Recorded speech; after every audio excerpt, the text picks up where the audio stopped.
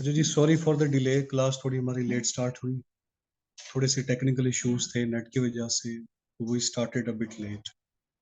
अच्छा, क्या हाल चाल है आप सबके? ठीक है, खैर खैरियत से?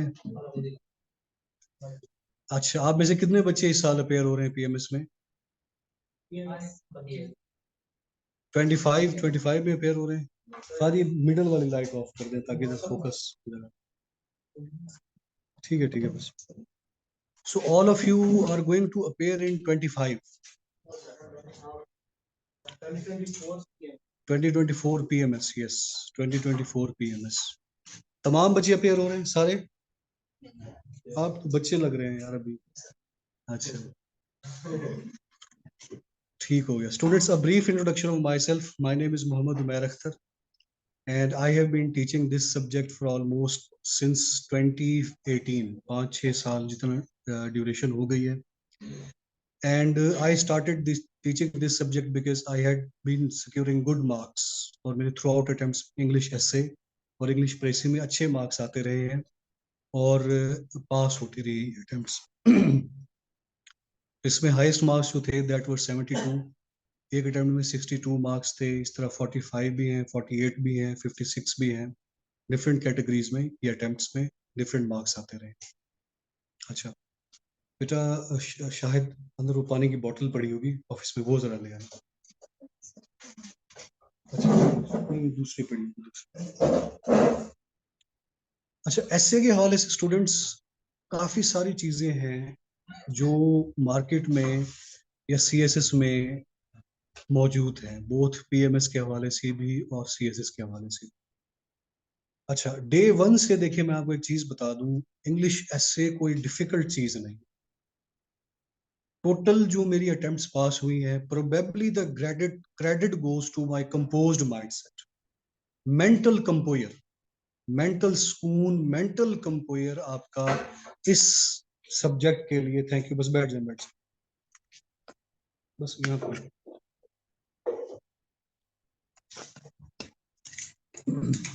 ऐसे को पास करने के लिए ना, सबसे पहली चीज तो बेटा आप अपने ऊपर कॉन्फिडेंस रखिए। Unnecessary hypes, unnecessary issues, unnecessary problems के अंदर ना जाए। The main credit goes to my composed mindset. ज्यादा लोगों को मैंने फॉलो नहीं किया, ज्यादा टीचर्स को फॉलो नहीं किया, ज्यादा पैटर्न्स को फॉलो नहीं किया।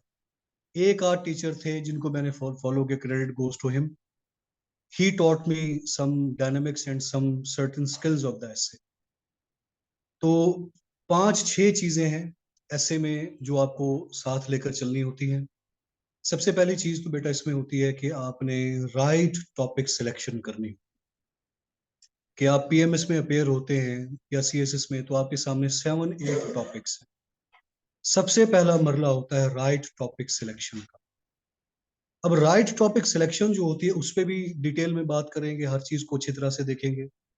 राइट टॉपिक सिलेक्शन के बाद होती है आपकी उसके ऊपर एक स्किल जिसको हम कहते हैं ब्रेन स्टॉर्मिंग। ब्रेन स्टॉर्मिंग से क्या मुराद है? उस टॉपिक को सोचना, अंडरस्टैंड करना और आउटलाइन को डिफ्रेंशिएट करना। ठीक है, उसके बाद आपने अपनी राइटिंग करनी होती है, इंट्रोडक्टरी पैराग्राफ, बॉडी पैराग्राफ और कंक्लूडिंग पैराग्राफ और ये सारी चीजें। इन चीजों पे अभी हम जरा डिटेल में मुफस्सल अंदाज में बात करेंगे।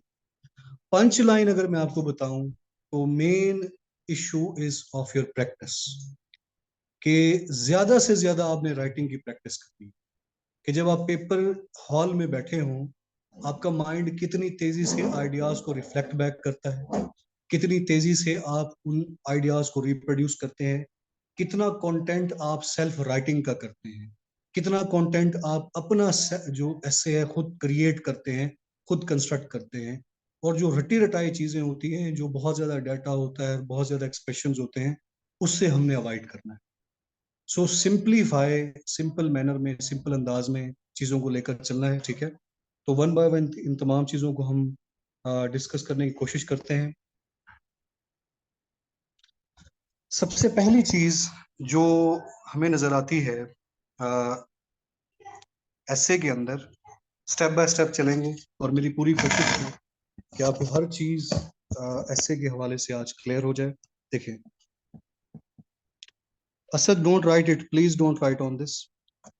स्टेप नंबर 1 पे होता है आपका जिसको हम कहते हैं स्टेप नंबर 1 पे आपकी होगी टॉपिक सिलेक्शन। पहला पहला मरला, ये जो 7-8 टॉपिक्स हैं उनमें से आपकी चॉइस का कौन सा टॉपिक है। अब इसमें मेरे दो ओपिनियंस हो। ओपिनियन नंबर 1, आप हमेशा वो टॉपिक सिलेक्ट करें जो कि स्लाइटली स्लाइटली डिफरेंट हो, मेन स्ट्रीम टॉपिक ना हो, स्लाइटली डिफरेंट, या वो अंदाज इस तरह से लिखा गया हो कि वो स्लाइटली डिफरेंट हो। सपोज अगर मैं कह देता हूं economic issues of Pakistan and it's suggestions, ये बहुत ही कॉमन टॉपिक है, इंतहाई कॉमन टॉपिक है। और हर नॉन सीरियस बच्चा, चूंकि जब आप पेपर में अपेयर हो रहे होते हैं तो आपके सराउंडिंग्स में कई नॉन सीरियस बच्चे भी होते हैं जिनकी सिर्फ सिर्फ सरफेस लेवल की तैयारी होती है, उनकी प्रोबेबिलिटी इस तरह के टॉपिक को उठाने की ज्यादा होती है, जिसकी वजह से कंपटीशन बहुत ज्यादा हो जाता है और सीरियस कैंडिडेट्स को नुकसान होना शुरू हो जाता है। क्योंकि आप जितना भी एक्स्ट्राऑर्डिनरी लेके आए, सीएसएस और पीएमएस का एक रूल ऑफ थंब है कि जिस चीज में स्टूडेंट्स का इन्फ्लुक्स ज्यादा हो, उस सब्जेक्ट को या उस टॉपिक को रगड़ा लग जाता है। सो एक होती है ना quotation, path less travelled bye.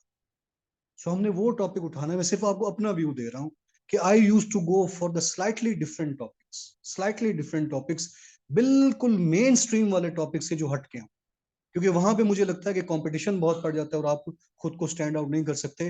अच्छा बेहतरीन लिखने वाले बच्चे भी फेल करके आते हैं, कि जिनका आप ऐसे देखिए, आपको कोई फ्लॉ नजर नहीं है कि फिर भी ऐसे फेल हुआ। अब ये अजीब से मिथ्स हैं जिनकी रीजन नहीं समझ आती, सारा कुछ ठीक है फिर भी ऐसे क्यों फेल है। प्रोबेबली इसलिए फेल है कि आपने टॉपिक ऐसा उठाया कि 40,000 बंदा उसके ऊपर लिख रहा है और उसके अंदर बहुत ज्यादा कंपटीशन पड़ गया, तो उसमें आप खुद को स्टैंड आउट नहीं कर सकते। अच्छा, अब अगर एक सपोज कर ले हमारे पास एक है एजुकेशन इश्यूज ऑफ पाकिस्तान। अब देखिए ये जिस तरह education issues of Pakistan and suggestions, अब जिस तरह ये टॉपिक लिखा हुआ है ये बहुत ही आसान है। अगर मैं इसको थोड़ा सा रिफाइन कर दूं और मैं इसको इस तरह से लिखूं कि our education system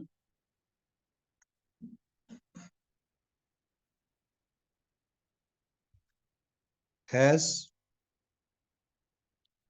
neither produced good citizens nor good students। अब ये है स्टिल एजुकेशन सिस्टम के ऊपर, लेकिन इस टॉपिक को थोड़ा डी कोड करना बड़ा मुश्किल। इस टॉपिक को एक सर्टेन डायनामिक्स में पूछा गया है कि आपने 7-8 पॉइंट बनाने हैं सिटीजन्स के ऊपर, 7-8 पॉइंट बनाने हैं स्टूडेंट्स के ऊपर, जो हमारा एक स्टूडेंट तबका है। सो इस तरह के टॉपिक की ब्रेनस्टॉर्मिंग, इस तरह के टॉपिक की डिवीजन थोड़ी डिफिकल्ट हो जाती है और यहाँ पे बच्चों का हाथ कम पड़ेगा। जो पॉइंट मैं आप लोगों को समझाना चाह रहा हूँ, कैच कर रहे हैं कि इंतहाई जो घिसा पिटा थीम होता है ना, अगर वो इस तरह डिफरेंट अंदाज में गिवन है, आप उठा लें। स्ट्रेट अगर गिवन टॉपिक है ना, इकोनॉमिक इश्यूज हो गया, ग्लोबल वार्मिंग इट्स इम्पैक्ट्स हो गया, विमेन एम्पावरमेंट इट्स इश्यूज हो गया, इस तरह के टॉपिक से आई यूज टू अवॉइड। सो सबसे पहला स्टेप ये होता है, टॉपिक सिलेक्शन आपकी वाइज होनी चाहिए। जितनी भी अटेम्प्ट्स थी, मैंने कभी भी टॉपिक सिलेक्शन किसी के कहने पे नहीं चूज की। only my practice used to tell me कि this in this given time and space this topic is best for me, और वो वही बेस्ट साबित होता। आपको कहां से अंदाजा होगा कि यार ये टॉपिक मेरे मतलब का है, वो अंदाजा होगा ये थ्रू आउट पूरे सेशन में जो मैं आपकी प्रैक्टिस कराऊंगा। बार बार टॉपिक डी कोड करेंगे, बार बार टॉपिक सिलेक्ट करेंगे, यहां से आपकी अपनी एक जजमेंटल एनालिसिस क्रिएट होगी कि यार मेरे लिए कौन सा बेहतरीन टॉपिक। अब इवन पीएमएस के अंदर मैंने एक टॉपिक ये भी उठा लिया था कि life in years matters not years in life. Probably जो बाद में थोड़ा बहुत सर्वे हुआ था, ये टॉपिक किसी ने नहीं उठाया। ये लिटरेरी टॉपिक है। पहली पहली अटेम्प्ट में पहला पहला टॉपिक मैंने यही उठाया, क्योंकि my practice was telling me I can do that and it gave me 48 marks. तो यहाँ पे तमाम वो मिथ्स ब्रेक हो गए, लिटरेरी ऐसे फेल होता है, लिटरेरी ऐसे फलाना हो जाता है, लिटरेरी ऐसे कुछ नहीं होता। अगर आपकी सही प्रैक्टिस है और आपको टाइप टॉपिक डी कोडिंग ठीक है और आप ठीक लिख के आए हैं, बिला वजह ऐसे नहीं fail. So when I came out of the paper, कई सारे लोगों ने डिस्करेज तो नहीं किया, मतलब कहा कि अटेम्प्ट नहीं करना चाहिए था, लेकिन एक फ्रैक्शन का भी मुझे फर्क नहीं पड़ा, एक फ्रैक्शन का भी, बिकॉज आई न्यू ये ऐसे पास होगा और वो ऐसे पास। सो पॉइंट नंबर 1 आपका क्या होगा? Topic selection. इस पे हम बात करेंगे। वो टॉपिक जो आपको क्रिस्टल क्लियर आता हो, वो टॉपिक जिसके ऊपर आपकी 110% ग्रिप हो, वो टॉपिक जिसको आप पूरे 3 घंटे में 2 घंटे में जिसके साथ कंफर्टेबल रहें, वो टॉपिक जिसके ऊपर आप अपनी सेल्फ क्रिएटिविटी शो कर सकें। रट्टा रटाया मटेरियल कम, सेल्फ क्रिएटिविटी, सेल्फ राइटिंग जिसके ऊपर ज्यादा शो कर सके। याद रखें, एग्जामिनर रिपोर्ट में बार बार कहता है कि self, we need the students who are able to think and construct their essay while sitting in the exam, जिसमें आप सेल्फ राइटिंग का अपना मार्जिन दिखा सकें, आपको इनसाइड आउट मीनिंग क्लियर हो, आपके पास आर्ग्यूमेंट्स हों। और 2 घंटे होता है पीएमएस का पेपर, 3 घंटे होता है सीएसएस का, आप उस ऐसे के साथ कंफर्टेबल हो। ये तमाम डिसीजंस हमने सीखने हैं प्रैक्टिस के जरिए। तो स्टेप नंबर 1 हमारा क्या हो गया? Right topic selection. वालेकुम सलाम। स्टेप नंबर 2 पे आते हैं। जब आपने राइट टॉपिक सिलेक्शन कर ली, उसके बाद एक इंतहाई अहम मरला होता है जो बहुत सारे बच्चे जिसको ओमिट करते हैं।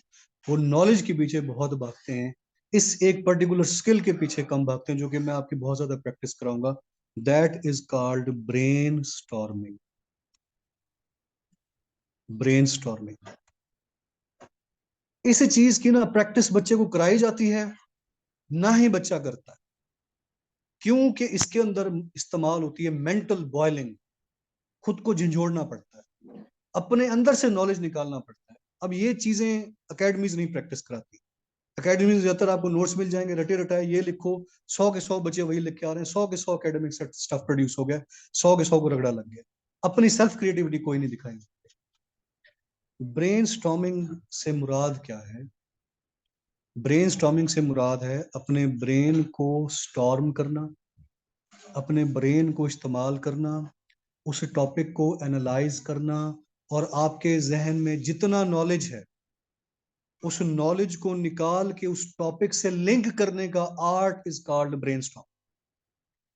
ये चीज याद रखेंगे, ऐसे के लिए कोई अलग नॉलेज नहीं होता कि ये बुक पढ़ने से आ जाएगा, वो ऐसे आपने अपना कंस्ट्रक्ट करना होता है ओवरऑल नॉलेज से। अब जो आप तमाम चीजें पढ़ रहे हैं, देखिए नॉलेज 2 तरह से आएगा। देखिए जब आप ब्रेनस्टॉर्मिंग करते हैं, ब्रेनस्टॉर्मिंग से मुराद क्या है कि आपने उस टॉपिक को क्या करना है? एनालाइज करना है, ठीक हो गया। और उसके ऊपर आपने आर्ग्यूमेंट्स सोचने हैं। उस पर्टिकुलर टॉपिक के ऊपर आपने क्या सोचने हैं? आर्ग्यूमेंट्स को निकालना है, उस टॉपिक के ऊपर आपने आर्ग्यूमेंट्स सोचना। अब ये जो आप आर्ग्यूमेंट सोच रहे हैं, ये आर्ग्यूमेंट सोचने के लिए आपको चाहिए 2 चीजें। नंबर 1, एक तो आपके पास होनी चाहिए एनालिसिस पावर, कि आप उस टॉपिक को कितना वास्ट, कितना डिफरेंट, कितने डायनेमिक्स में एनालाइज कर सकते हैं। एक आपके पास होना चाहिए नॉलेज। ये 2 चीजें होंगी जिससे आपकी एक बेहतरीन आउटलाइन। यहां से बात को आगे चलाते हैं। एनालिसिस से क्या मुराद है? एनालिसिस से मुराद ये है कि उस गिवन टॉपिक को आप डिफरेंट डोमेन्स पे एनालाइज करें।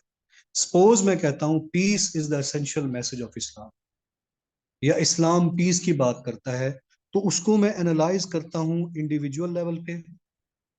लिखें कुछ मत, सब मिल जाएगा आपको, आप सिर्फ आज ना लेक्चर सुने, छोड़ दें खांसे आमा से, बस करें, फोकस हो जाए, अटेंशन होके बैठे और ये चीजों को जरा एंजॉय करें। सबसे पहले उस टॉपिक को एनालाइज करें इंडिविजुअल लेवल पे।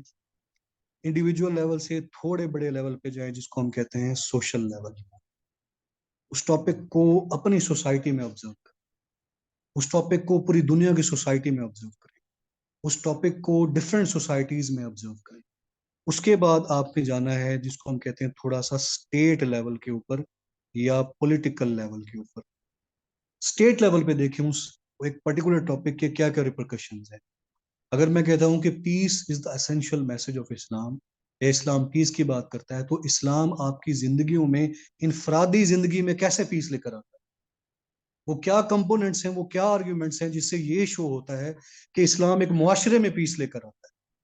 वो क्या कंपोनेंट्स हैं जिससे ये शो होता है कि इस्लाम एक स्टेट लेवल पे एक वेलफेयर और एक पीसफुल स्टेट क्रिएट करता है?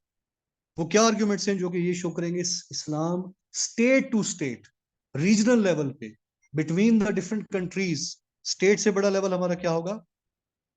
Regional level. कि एक रीजन है, जिस तरह पाक एक रीजन है सब कॉन्टिनेंट, एक रीजन है जी अफ्रीका, एक कॉन्टिनेंट है जी साउथ एशिया, साउथ ईस्ट। उस रीजन के अंदर कई सारी बेटा रक्त कई सारी कंट्रीज मौजूद है। उन कंट्रीज के दरमियान पीसफुल रिलेशन मेंटेन करते हैं, वहां पे इस्लाम का क्या आउटपुट, इस्लाम वहां पे कैसे कनेक्ट हो रहा है? उससे बड़ा लेवल हमारा क्या होता है? Global level. पूरी दुनिया में ऑब्जर्व करें, पूरी दुनिया में उस टॉपिक को ऑब्जर्व करेंगे, वो टॉपिक आपका पूरी दुनिया में कैसे कैसे अप्लाई हो। पूरी दुनिया में इस्लाम हमें क्या सिखाता है कि पूरी दुनिया में किस तरह से हमने पीस मेंटेन करना है। आप इसका एक हिस्टोरिकल पर्सपेक्टिव देख सकते हैं, हिस्टोरिकल पर्सपेक्टिव देख सकते हैं कि तारीख में ऐसी क्या एग्जांपल्स मिलती हैं। ट्रीटी ऑफ हुदैबिया हो गया, फतह मक्का हो गया, आप सल्लल्लाहु अलैहि वसल्लम का कंडक्ट हो गया, जो कि हमें ये बताते हैं कि इस्लाम एक पीसफुल रिलीजन है। तारीखी एंगल पे जाके उसको हिस्टोरिकल बैकिंग देखिए, थोड़ा सा हम उसको ऑब्जर्व कर लेंगे करंट अफेयर्स के जुमरे में, कि करंट डायनेमिक्स में हम उसको अंडरस्टैंड करने की कोशिश करेंगे। थोड़ा सा हम उसका एक फिलोसफिकल एंगल बना सकते हैं कि डिफरेंट फिलोसफर्स या डिफरेंट थिंकर्स का इसके बारे में क्या व्यूज है, डिफरेंट रिलीजन्स का इसके बारे में क्या व्यू है, डिफरेंट बुक्स का इसके बारे में क्या व्यू है। अब ये है एनालिसिस, और इससे जो आपका ऐसे बनता है, बेहतरीन ऐसे बनता है और इंतहाई डायनेमिक ऐसे बनता है, और वाइब्स आती हैं कि स्टूडेंट्स ने खुद कंस्ट्रक्ट किया है। ये नहीं कि उतर के नोट्स पढ़ लिए, उस फर्स्ट टाइम्स के नोट्स पकड़ लिए, वहां के नोट्स पकड़ लिए, बस लिख या रट्टा लगा के, कोई क्रिएटिविटी नजर नहीं आती। आपने अपने जहन में ये जो ब्रेन स्टॉर्मिंग है, जो एनालिसिस है, इसको बेहतर करना है।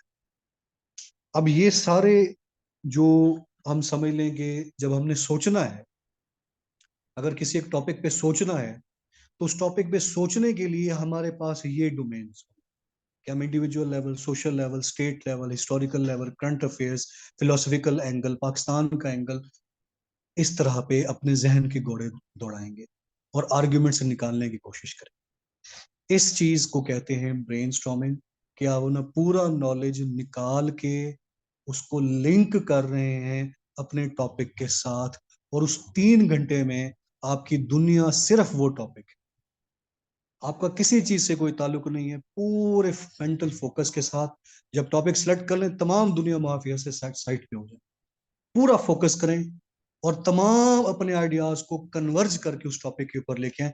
फिर देखें आपका जहन काम करता है कि नहीं। आधा जहन डिस्टॉर्टेड होता है, वो थॉट चल रही है, वो thought, lack of focus of mind, कि उस 3 आवर्स में आपकी जिंदगी, आपकी दुनिया वो सिर्फ टॉपिक है। उस टॉपिक के एंगल से पूरी दुनिया देखें and see how fastly your brain works. एक तो हो गया ये। अब इन तमाम चीजों को करने के लिए आपको क्या चाहिए? नॉलेज। क्योंकि नॉलेज के बगैर आप क्या क्या एनालाइज करेंगे? सो नॉलेज कहां से आएगा? नॉलेज आता है स्टेप नंबर 2 पे, अगर हम चलते हैं नॉलेज के ऊपर। नॉलेज बेटा आपका आता है 2 तरह से, वो दोनों तरीके हम साथ साथ चलाएंगे। एक तो आपका होता है यूनिवर्सल नॉलेज। आप करंट अफेयर्स पढ़ रहे हैं, पाकिस्तान अफेयर्स पढ़ रहे हैं, इस्लामियात पढ़ रहे हैं, ईडीएस पढ़ रहे हैं, पॉलिटिकल साइंस पढ़ रहे हैं, पब्लिक एड पढ़ रहे हैं, ये सारा क्या है? ये सारा नॉलेज है। अब मैंने तीनों चार जितनी भी अटेम्प्ट थी, मैंने सारा इधर उधर के नॉलेज से ऐसे कंस्ट्रक्ट किया। फॉर एग्जाम्पल, मेरी पहली अटेम्प्ट में थे 62 मार्क्स सीएसएस में। वो टॉपिक था what is a global village learning to live together. वो सारा का सारा ऐसे मैंने आईआर की, ग्लोबलाइजेशन की थ्योरी से कंस्ट्रक्ट, टोटल ऐसे।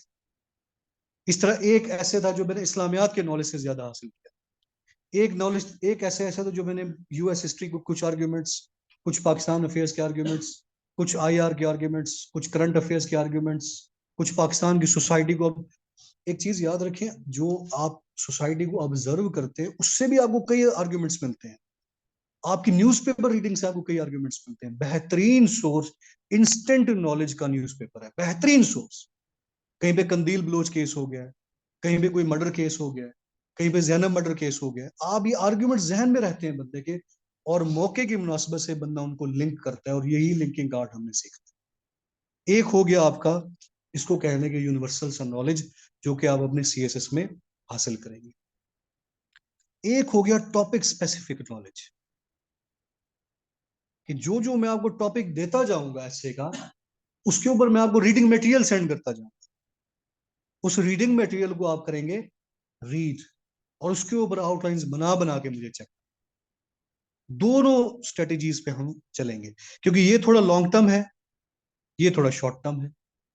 तो हमने इस सेशन में एक्सपेक्टेड कोई वो टॉपिक्स करने हैं इंशाल्लाह, जो कि आपके पीएमएस में अल्लाह के हुक्म से इंशाल्लाह लग जाएंगे। उन्हीं टॉपिक्स को आपने कवर करना है, उन्हीं टॉपिक्स के ऊपर मैं आपको डाटा देता जाऊंगा, उसी डाटे को पढ़ते जाएंगे और आप मुझे चेक कराते जाएंगे। चेक जिन स्किल्स पे कराएंगे, वो स्किल्स अभी हमने अंडरस्टैंड करते हैं इन क्लासेस के अंदर। आज भी हमारी क्लास है, कल भी होगी, परसों भी होगी, अगले दिन भी होगी, जिसमें मैं आपको थॉरोली समझाऊंगा एक टॉपिक में से 2 लाइंस में से 3000 अल्फाज कैसे निकाले। कि अगर एक लाइन है, peace is the essential message of Islam, इसमें से आपने 3000 अल्फाज कैसे निकाले। अच्छा, ये तो हो गई हमारे जी नॉलेज की बात, ठीक हो गया। एक होगा हमारा टॉपिक स्पेसिफिक नॉलेज, जो कि ठीक है, जो कि मैं आप लोगों को साथ साथ मतलब है कि शेयर करता जाऊंगा। एक होगा हमारा ओवरऑल यूनिवर्सल नॉलेज, जो आपका वक्त के साथ साथ डेवलप होगा। इन तो दोनों चीजों को मिला के आपने टॉपिक सिलेक्शन के बाद एक बनानी होती है, जिसको हम कहते हैं आउटलाइन। आउटलाइन ऐसे का सबसे पहला कंपोनेंट, जिसको हम कहते हैं आउटलाइन। आज हम एक रैंडम टॉपिक लेंगे और उसके ऊपर आउटलाइन डेवलप करने की कोशिश करेंगे। कल भी लेंगे, इस तरह परसों भी हम यही काम करेंगे। इन डेज में हमने आउटलाइन फॉर्मेशन सीखनी। थोड़ा सा आउटलाइन का कॉन्सेप्ट मैं अब आपको थोड़ा सा आगे ही चल के भी समझाता हूँ, पहले ओवरऑल एक ऐसे को समझ लेते हैं, ठीक हो गया। सो स्टेप नंबर 1 पे हमारा क्या था? Topic selection. स्टेप नंबर 2 पे हमारा क्या था? उस टॉपिक के ऊपर आउटलाइन फॉर्मेशन। तो जो टॉपिक हमने सिलेक्ट किया था, उस टॉपिक के ऊपर हमने क्या बनाई? Outline formation. आउटलाइन फॉर्मेशन के लिए हमने किसका इस्तेमाल किया? ब्रेन स्टॉर्मिंग का। ब्रेन स्टॉर्मिंग कहाँ से ऑगमेंट होती है? नॉलेज से। यस, एनालिसिस से। Very good. ब्रेन स्टॉर्मिंग आपकी कहाँ से आएगी? एनालिसिस से।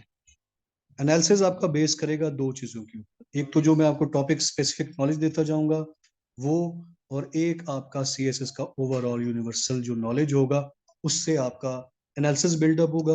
एनालिसिस आप ब्रेनस्टॉर्म करेंगे, बेहतरीन आउटलाइन बनाएंगे। इस चीज की हमने, ये जो मैंने एक स्कीम आपके सामने लिखी हुई है, इस चीज की हमने बहुत ज्यादा प्रैक्टिस करनी है। इन कमिंग 3 क्लासेस में मैंने डिफरेंट टॉपिक्स आपको, लिटरेरी भी, आर्ग्यूमेंटेटिव भी, पास्ट पेपर्स के भी डिफरेंट टॉपिक्स उठा उठा के मैंने आपको ये स्कीम समझानी है कि ये कैसे करना है। क्योंकि स्टूडेंट्स एक चीज याद रखिएगा, ये जो आपकी आउटलाइन होती है ना बेटा, ये आपके एसे का लिंच पिन है। लिंच पिन है आपके एसे का। आउटलाइन अगर आपकी है इररेलेवेंट, अगर आपकी आउटलाइन है गलत, आप अंदर सोना भी लिख के आ गए, आपके मार्क्स खत्म, आप जीरो हो चुके हैं।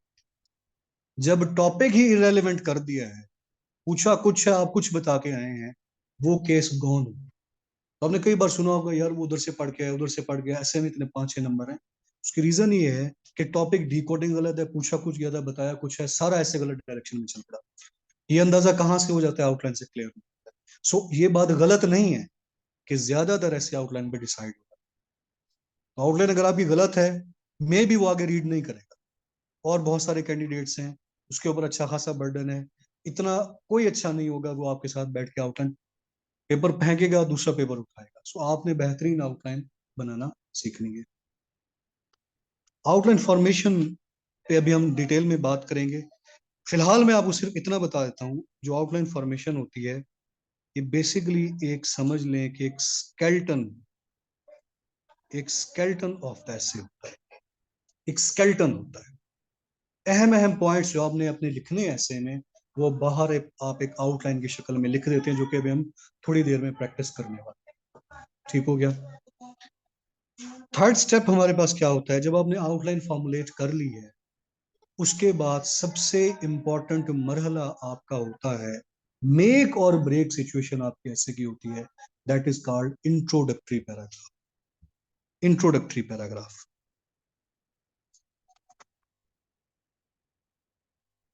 इंट्रोडक्टरी पैराग्राफ बेटा ये जो आपके एसे का सबसे पहला पैराग्राफ, पहला पहला पैराग्राफ.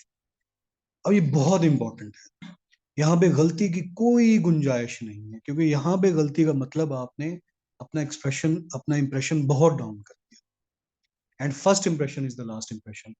इंट्रोडक्टरी पैराग्राफ क्या है, इसके क्या कंपोनेंट्स हैं, इसकी क्या फिलॉसफी है, ये हम बहुत डिटेल में आने वाली क्लासेस में डिस्कस करें. ब्रीफली तौर पे जो कि हम एक ऐसे का ओवरव्यू कर रहे हैं, अगर हम इसको ओवरव्यू के तौर पे लें इंट्रोडक्टरी पैराग्राफ को. माइक्रोफोन्स अनम्यूट तो नहीं है किसी के? स्टूडेंट्स आपको आवाज क्लियर आ रही है? ऑनलाइन स्टूडेंट्स, इंट्रोडक्टरी पैराग्राफ के अगर हम कंपोनेंट्स देखें तो सबसे पहले चीज हमारे पास होती है कि टॉपिक को आपने स्टार्ट कैसे करना है. स्टार्ट के बाद जो दूसरा कंपोनेंट होता है वो ये होता है कि आपने टॉपिक को, उसको इंट्रोड्यूस करना है. थर्ड कंपोनेंट जो हमारे पास होता है वो है टॉपिक को एक्सपैंड करना है. मैं इंट्रोडक्टरी पैराग्राफ की सिर्फ बात कर रहा हूँ. और फोर होता है थीसिस स्टेटमेंट.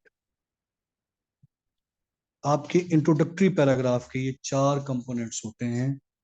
एफपीएससी की वेबसाइट पे जाके अगर आप एसए के स्ट्रक्चर को निकालें तो उसमें थ्री स्ट्रक्चर्स मेंशन है. लास्ट वाला जो स्ट्रक्चर है वो मेरा है. मेरा तमाम ऐसे में वही स्ट्रक्चर फॉलो करता रहा हूँ. तीन स्ट्रक्चर्स उन्होंने डिवाइस किए हुए हैं, तीनों ठीक हैं. उनमें से जो लास्ट वाला स्ट्रक्चर है उस स्ट्रक्चर पे मेरे ऐसे पास होते रहे, और वही स्ट्रक्चर मैं आपको कराऊंगा. और ये उन्हीं स्ट्रक्चर के कंपोनेंट्स हैं कि स्टार्ट, इंट्रोड्यूस करना टॉपिक को, उसको एक्सपैंड करना. ब्रीफली तौर पे मैं बता देता हूँ आपको, इंशाल्लाह मजीद क्लासेस. स्टार्ट आपका होता है जेनेरिक टू स्पेसिफिक. स्टार्ट आपने करना है जेनेरिक टू स्पेसिफिक. सपोज मैं आपको कहता हूं कि टॉपिक है करप्शन इन पाकिस्तान. सपोज कर लें हमारा टॉपिक है करप्शन इन पाकिस्तान. तो आप डायरेक्टली पाकिस्तान से स्टार्ट नहीं करेंगे, आप थोड़ी सी जेनेरिक बेस बनाएंगे. जी फॉर जेनेरिक. कि करप्शन पूरी दुनिया में डेवलपिंग कंट्रीज का एक इशू है. Corruption is the most important issue among developing countries across the globe. एक या दो सेंटेंसेस जेनेरिक बोलेंगे, लिखेंगे. उसके बाद आप शिफ्ट करेंगे स्पेसिफिक टॉपिक के ऊपर. स्पेसिफिक टॉपिक क्या था? Pakistan. Likewise Pakistan, being a developing country, is facing corruption at various levels in its society. हम जेनेरिक टू स्पेसिफिक आ रहे हैं. उसके बाद अपने टॉपिक को प्रॉपरली आप इंट्रोड्यूस करेंगे कि corruption is a necessary evil in Pakistan which has adversely affected its society and well-being. Properly हमने टॉपिक इंट्रोड्यूस. फिर हम उस टॉपिक को एक्सपैंड करेंगे. एक्सपैंड से मुराद क्या है? उस टॉपिक की हम करेंगे वजाहत. वजाहत करने के लिए आप माइंड में रखेंगे किसको? आउटलाइन को. ठीक है, वो जो हमने आउटलाइन बनाई थी, ठीक है, शुरू में, उस आउटलाइन को मद्देनजर रखते हुए उस आउटलाइन के आप यूं समझ लें तीन चार अहम पॉइंट्स. उस आउटलाइन के तीन चार अहम पॉइंट्स आप एक्सप्लेन करेंगे अपनी राइटिंग के अंदर, तो वो बन जाएगी आपके इंट्रोडक्टरी पैराग्राफ की एक्सपेंशन. ठीक हो गया? पॉइंट्स काउंट नहीं करवाने. क्या आउटलाइन के सारे पॉइंट्स नहीं उंडेल उंडेल के रख देने कि 15 पॉइंट्स हैं, 15 के 15 नजर आए, 14 आएंगे, एग्जामिनर नाराज हो जाएगा, सारी लाइट ऑफ कर दीजिएगा. 14 पॉइंट्स है तो नाराज हो जाएगा. ऐसा नहीं होता. दो तीन बेहतरीन पॉइंट्स एक्सप्लेन करें जो बढ़िया आपको लगते हो.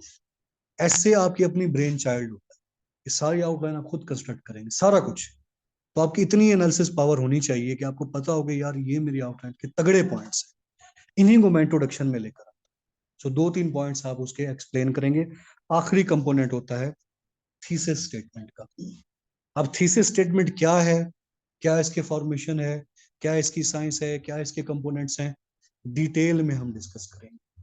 सिर्फ इतना समझ लें कि ये कोई रॉकेट साइंस ये कोई डिफिकल्ट चीज नहीं है।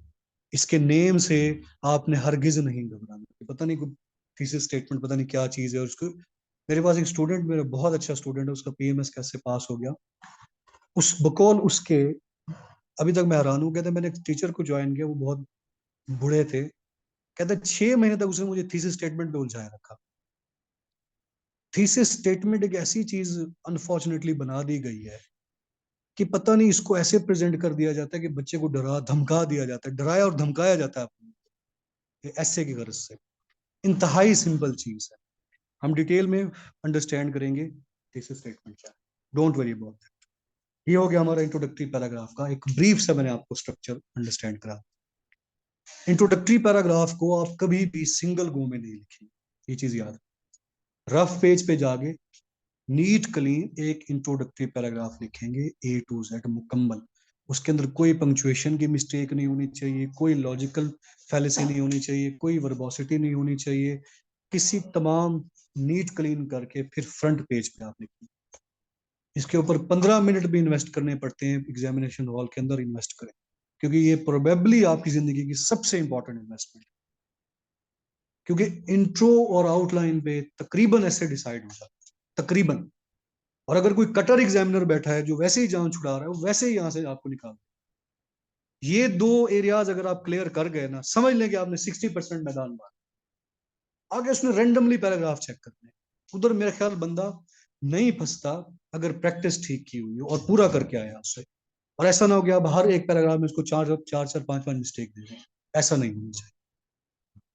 इंट्रोडक्टरी पैराग्राफ लिख लिया, उसके बाद इंट्रोडक्टरी पैराग्राफ के बाद जो भी हम सारे पॉइंट्स लिखेंगे आउटलाइन के, जो हमने आउटलाइन बनाई थी, वो सारे के सारे पॉइंट्स क्या कहलाते हैं? All of those points are called body paragraphs. एक ओवरऑल स्ट्रक्चर मैं आपको व्यू ऐसे का देने की आज कोशिश कर रहा हूं कि ऐसे एक्चुअली होता क्या है। इंट्रो के बाद एक पैराग्राफ, दूसरा, तीसरा, चौथा, पांचवा, छठा, सातवां, आठवां, इस तरह 9, 10, 11, 12, 14, 15 पैराग्राफ्स आपने पीएमएस में लिखने हैं। वो सारे पैराग्राफ्स कहाँ से आएंगे? इस आउटलाइन से। वो जो आउटलाइन आज हम बनाएंगे, ठीक हो गया, उन्हीं को आपने पैराग्राफ में कन्वर्ट करते चले जाना है, पैराग्राफ में कन्वर्ट करते चले जाना है। आप कैसे तैयार होते जाए। अब ये जो बॉडी पैराग्राफ है, ये जो मैंने सुना है फ्रॉम चेकर्स, और एज अ, मतलब जिस तरह मैं दिन रात ही पेपर ही चेक कर रहा हूँ, तो एज अ ह्यूमन बीइंग जो मुझे भी फील होता है, आपका सारा ऐसे नहीं चेक होता। जिस तरह आप अज्यूम करते हैं कि सारा ऐसे वो दूरबीन लगा के और माइक्रोस्कोप लगा के बैठ के चेक करता है, ऐसा नहीं। रेंडमली मेरा ख्याल कोई 5-6 पैराग्राफ चेक होते हैं, उन्हीं में ही आपकी फेट डिसाइड हो जाती है। अगर वो 5-6-7 पैराग्राफ उसके हाथ में वो लग गए जो आपने तगड़े लिखे हैं, आपकी किस्मत। वो लग गए जो आपने फजूल लिखे हैं और मिस्टेक्स दिए हैं, आपकी किस्मत। लिहाजा हमें कोई नहीं पता कि वो कौन से पढ़ेगा, लिहाजा हमने तमाम की क्वालिटी रखनी है अच्छी। मे बी वो आधे ऐसे भी आपको डिसाइड कर ले, मे बी वो रैंडमली डिसाइड करे। यूजुअली मैं जिस तरह चेक करता हूँ, एक पैराग्राफ छोड़ के, एक पैराग्राफ छोड़ के चेक करता हूँ, क्योंकि पहले 2-4 पैराग्राफ में सारा आइडिया हो जाता है स्टूडेंट का। तो बॉडी पैराग्राफ्स इस लिहाज से बहुत अहम ठहरे कि यहाँ पे आप अपनी राइटिंग की स्ट्रेंथ शो करते हैं। आउटलाइन में उसने आपको अंडरस्टैंड किया कि आपकी टॉपिक सिलेक्शन और नॉलेज कितना है। बतौर राइटर आपका पहला इमेज बनाएगा इंट्रो और ये सारे बॉडी पैराग्राफ्स कि आप राइटिंग किस तरह की करते हैं। और keep this thing in mind, this is the exam of English writing. Writing तो आपको करनी पड़ेगी, और रीजनेबली गुड राइटिंग करनी पड़ेगी अगर तो पेपर पास कर। क्योंकि जितने भी इंग्लिश के चेकर्स होते हैं, उनको डाटा, उनको ये करंट स्टैट, ये वो इन चीजों से ज्यादा गर्ज नहीं होती। ज्यादा वो जो चीज डिमांड करते हैं वो होती है इंग्लिश की राइटिंग, इंग्लिश के एक्सप्रेशंस, फ्लो, कोहेरेंस, तरतीब, आइडियाज की कनेक्टिविटी, एक डिसजम्बल्ड आइडियाज ना हो, एक तरतीब के अंदर आइडियाज हो। ऐसा ना हो कि जिस वक्त आपके जहन में जो आइडिया आ रहा है, एक अनगाइडेड मिसाइल की तरह, कभी ये बात हो रही है, बात की इस्लाम की, फिर चला गया पॉलिटिक्स के ऊपर, फिर बीच में कहीं एजुकेशन भी आ गया, फिर कोई और बात कर ली। एक तरतीब होनी चाहिए, तरतीब होनी चाहिए। और कई सारे ऐसे स्टूडेंट्स हैं जिनके पास नॉलेज इतना अच्छा नहीं होता, बट उनकी इतनी जबरदस्त राइटिंग आर्ट होता है, आराम से वो लिटिल नॉलेज के ऊपर भी ऐसे निकाल। सो ये चीजें बहुत ज्यादा मैटर करती हैं। अगर हम बॉडी पैराग्राफ पे आते हैं, स्लाइड्स अगर मैं इसकी 2 मिनट में इसका स्ट्रक्चर डिफाइन करने की कोशिश करूं, इसका सबसे पहले एक होता है टॉपिक सेंटेंस, जिसको हम कहते हैं टॉपिक सेंटेंस, कि हर पैराग्राफ का एक टॉपिक सेंटेंस हो। वो टॉपिक सेंटेंस कहां से ड्राइव होगा? आउटलाइन में से ड्राइव। उस टॉपिक सेंटेंस के बाद जो दूसरा कंपोनेंट होगा वो होगा उसकी एक्सप्लेनेशन। टॉपिक सेंटेंस देंगे, सपोज कर लें टॉपिक सेंटेंस देता हूं कि ग्लोबलाइजेशन या construction of ship industry has increased globalization in the world.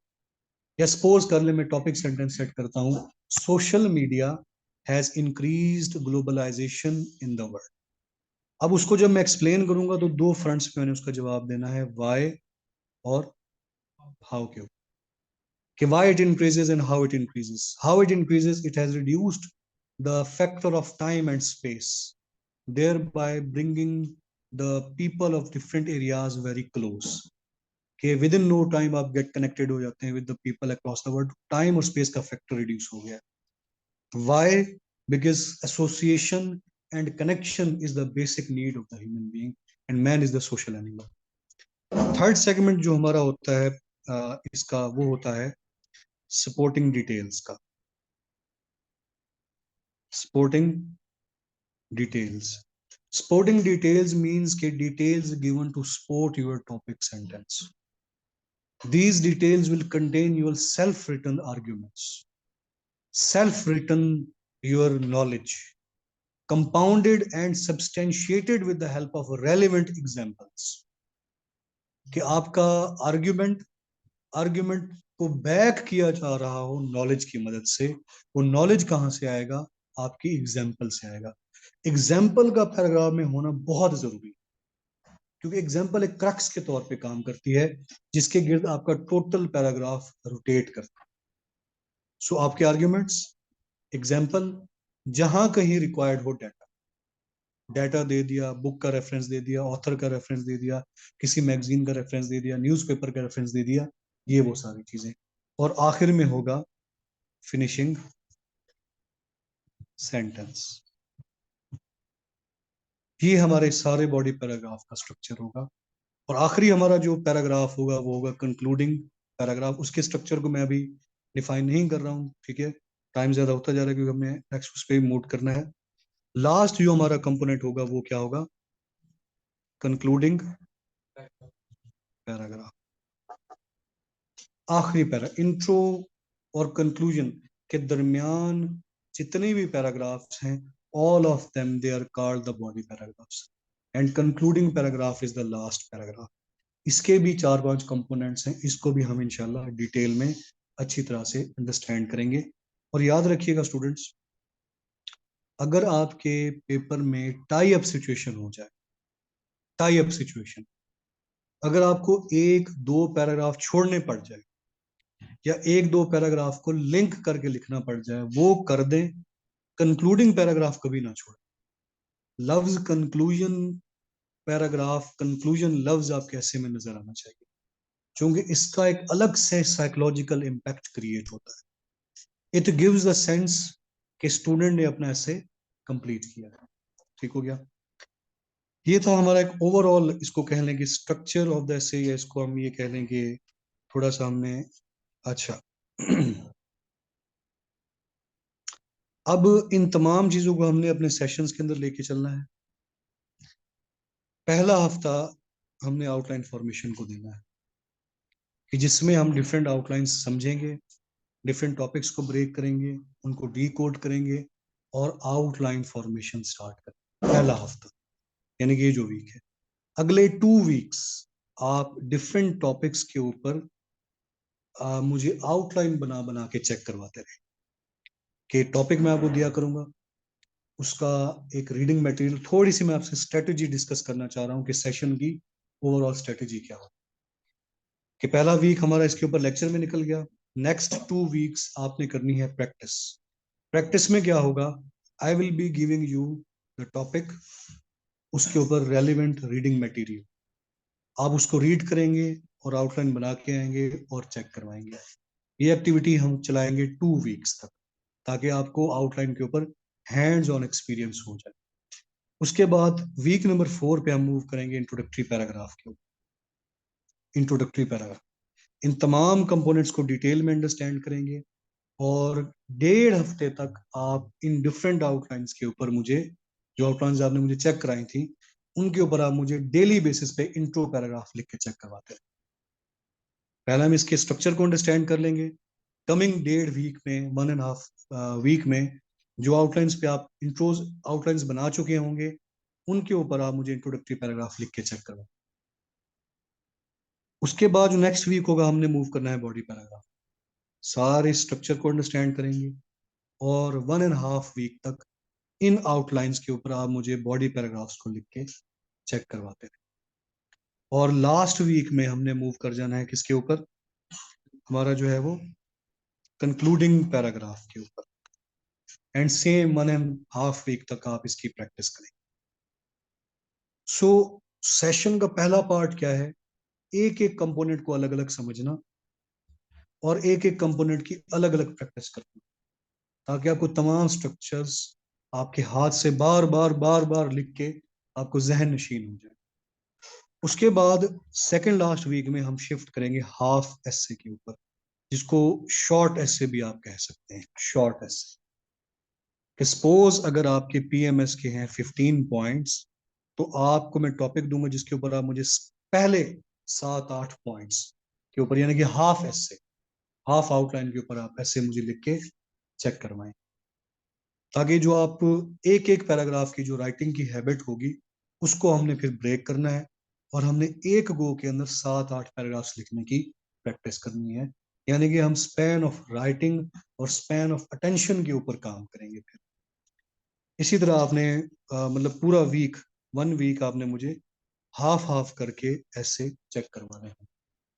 और जो हमारा लास्ट वीक होगा, कि 2 मंथ्स का हमारा सेशन होगा, डिटेल में खुल के हमने तसल्ली से प्रैक्टिस करनी है हर चीज की।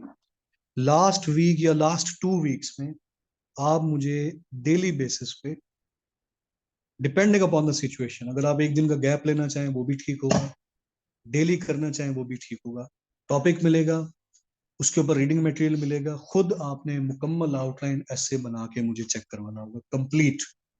हाफ ऐसे से फुल ऐसे हम शिफ्ट करेंगे, कंप्लीट ऐसे। और इस एक्टिविटी को हम 2 वीक्स तक चलाएंगे, और इस तमाम ड्यूरेशन में हम वो तमाम टॉपिक्स इंशाल्लाह कवर कर चुके होंगे, जो कि इंशाल्लाह आपके पीएमएस में, एक सीएसएस तो फिर अब आगे चला है ना, अभी एक तो ये हो रहा है, सीएस 2025 तो आगे गेम हो गई अब, ठीक है। तो इनमें जो आपके एक्सपेक्टेड टॉपिक्स होंगे, ये सारे के सारे इसमें हम इंशाल्लाह कवर कर इस स्कीम के तहत। ठीक हो गया। तो ओवरऑल हमारी स्ट्रेटेजी क्या होगी स्टूडेंट्स, बिल्कुल हमने यानी कि एक पैराग्राफ से मुकम्मल ऐसे तक की जर्नी करनी है, मुकम्मल ऐसे तक की जर्नी करनी। और जब हम systematically step by step move करेंगे, अभी तक के जो रिजल्ट्स हैं या अभी तक के जो रिस्पॉन्सेज हैं, उसमें बच्चों की बहुत ज्यादा इंप्रूवमेंट हुई है इन डायनेमिक्स के ऊपर। यहाँ तक चीज क्लियर होगी।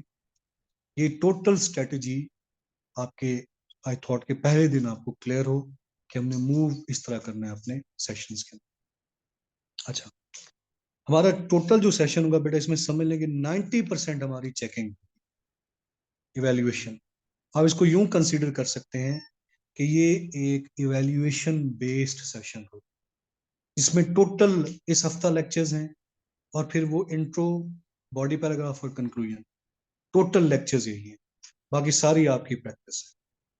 सो इसको आप यूं अंडरस्टैंड कर लें कि एक ट्राइंगल होगा, ठीक है, इसमें एक एंड पे हमने लेक्चर्स करने हैं, एक एंड पे आपने प्रैक्टिस करनी है, और एक एंड पे आपकी इवेल्युएशन है, और इस ट्राइंगल को हमने चलाते रहना है, जिससे आपकी इंप्रूवमेंट अच्छी खासी नजर आ जाए। यहां तक चीज क्लियर हो गई। अच्छा, अब coming to our other part of the essay, इस चीज के ऊपर हम बताने लगे हैं आउटलाइन फॉर्मेशन के ऊपर। इंट्रोडक्शन में आपने सवाल आज करने, सवाल आप थोड़े से होल्ड करने क्लास के बाद, ठीक है। और ये अभी जो मैंने आपको चीजें समझाई है, एक ओवरऑल व्यू दिया है आप, हमने इसके ऊपर डिटेल में लेक्चर्स करने हैं। इंट्रो के ऊपर 2.5-3 घंटे का लेक्चर होगा कि जिसमें हमने एक एक कंपोनेंट को, डिफरेंट टॉपिक्स को बार बार प्रैक्टिस करके सारी चीजें आपको क्लियर हो जाएगी, क्रिस्टल क्लियर। आ जाते हैं हम आउटलाइन फॉर्मेशन के ऊपर। अच्छा बेटा सईद, फात को जरा बुला। देखिए स्टूडेंट्स, आउटलाइन फॉर्मेशन के ऊपर यूं तो मेरे जहन में बहुत सारे टॉपिक्स हैं, बहुत सारे टॉपिक्स हैं, लेकिन चूंकि हमारी पहली क्लास है तो पहली क्लास में मैं कुछ आसान टॉपिक से स्टार्ट करना चाहता हूँ कि आसान टॉपिक हम लेते हैं कि जिससे आपको कुछ ब्रेनस्टॉर्मिंग, कुछ फादू चाय का उसको कह दीजिए, ठीक है, ताकि आपको कुछ ब्रेनस्टॉर्मिंग, कुछ अंडरस्टैंडिंग और ये तमाम चीजें आपको डेवलप हो जाएं, और वक्त के साथ साथ हम इंशाल्लाह डेली बेसिस पे डिफिकल्ट टॉपिक्स की तरफ भी इंशाल्लाह मूव करेंगे।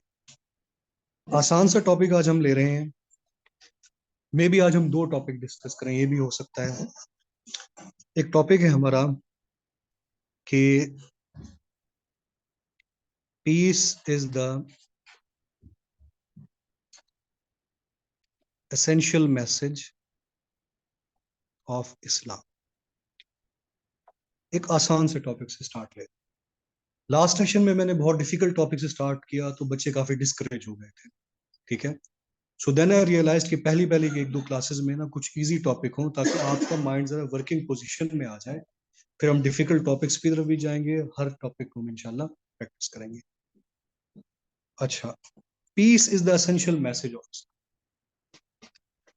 ये हमारे पास है टॉपिक, ठीक हो गया।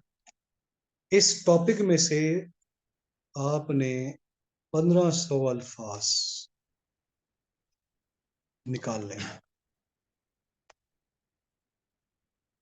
You have to extract 1500 words from these 1, 2, 3, 4, 5, 6 words. 6 words में से आपने 1500 अल्फाज निकालने हैं। पीएमएस के हवाले से 2500 से 3000 अल्फाज निकालने हैं आपने सीएसएस के हवाले से। अब यहाँ पे आएगी आपकी 2 चीजों की, जो मैंने आपको कहा था, नॉलेज प्लस ब्रेनस्टॉर्मिंग। सबसे पहली चीज क्या होगी इसकी, राइट डीकोडिंग।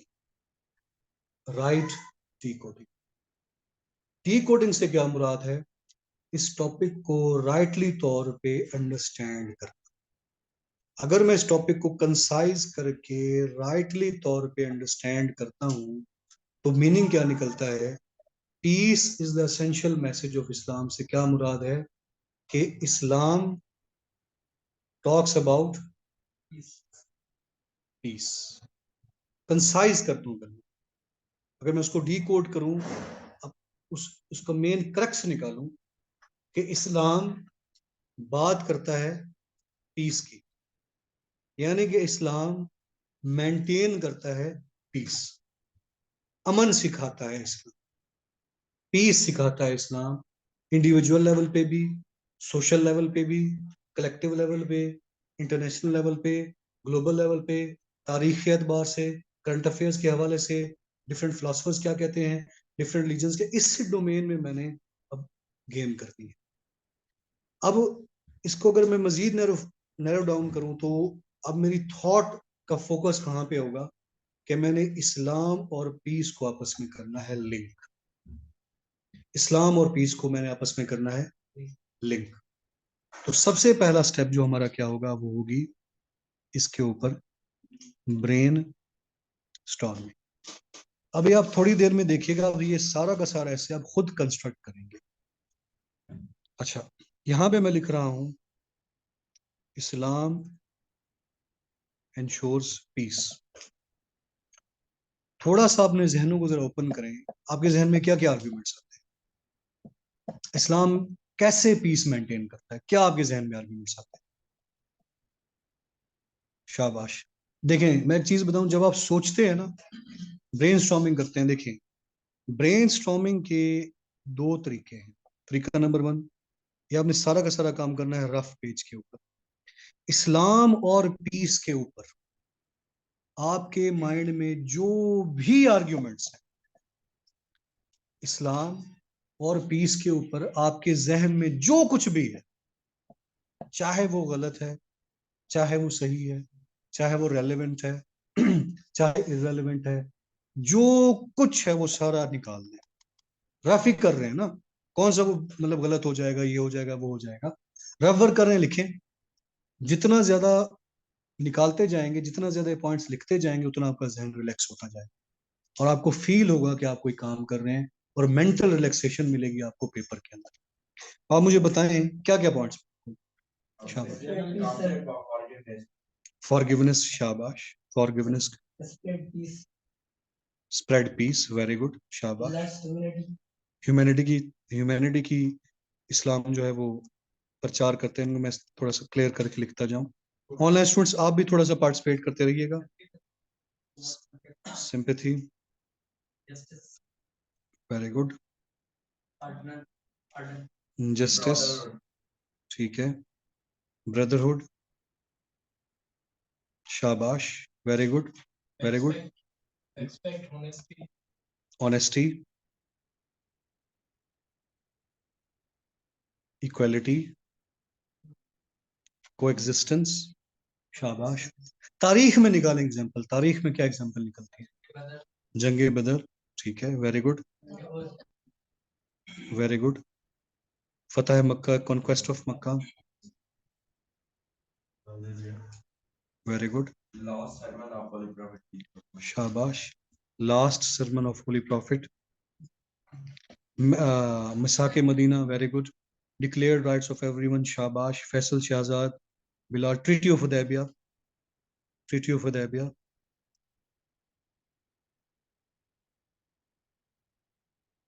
काइंडनेस। इसको जरा ग्लोबल लेवल पे देखें, क्या आपके जहन में आते हैं?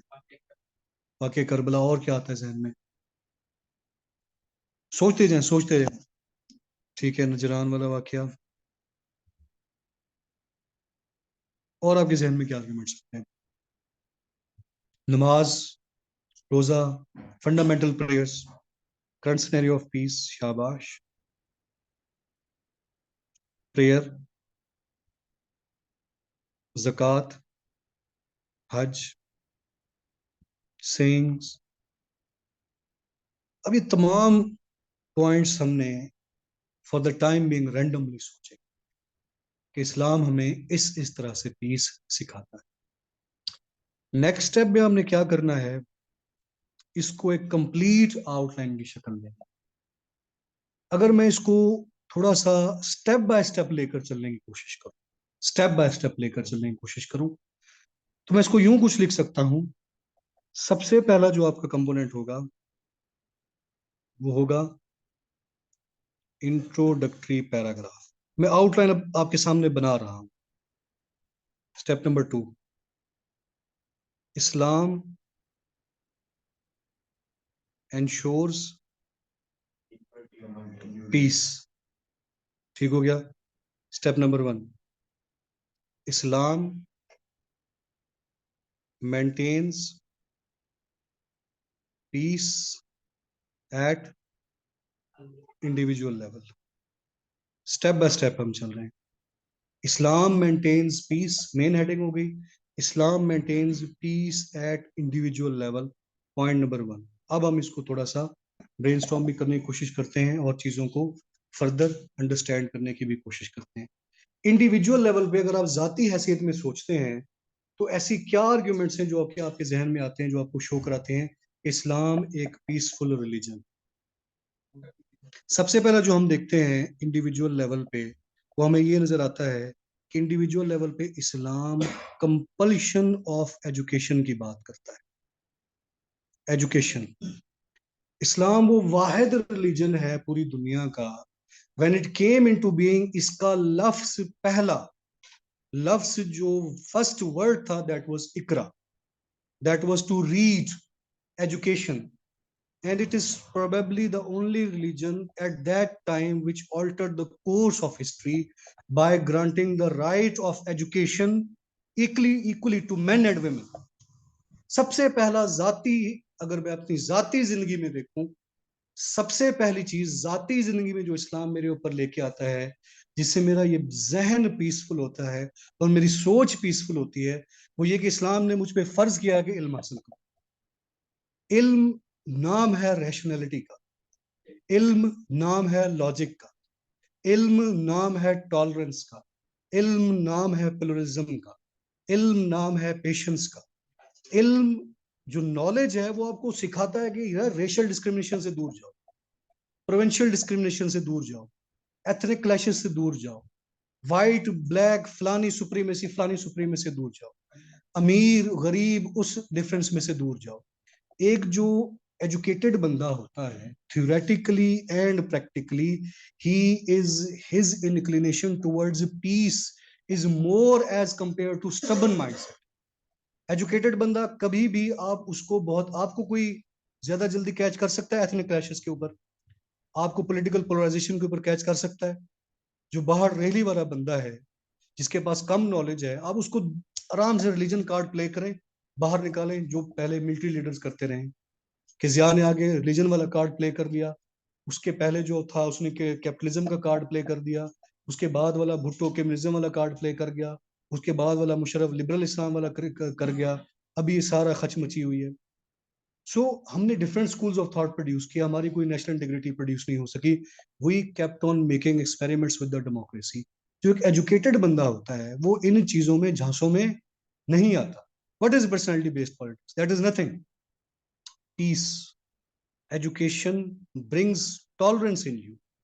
जितना आप चीजों को पढ़ते हैं, जितना आप चीजों को समझते हैं, for example at FC college I studied a lot of things. I read Christianity, I read Hinduism, I read different subjects. When you read different subjects, it doesn't, अगर आप रीड कर, इसका मतलब ये नहीं कि आप नाउजुबिल्ला फॉलो कर रहे हैं, आप समझ रहे हैं दुनिया को।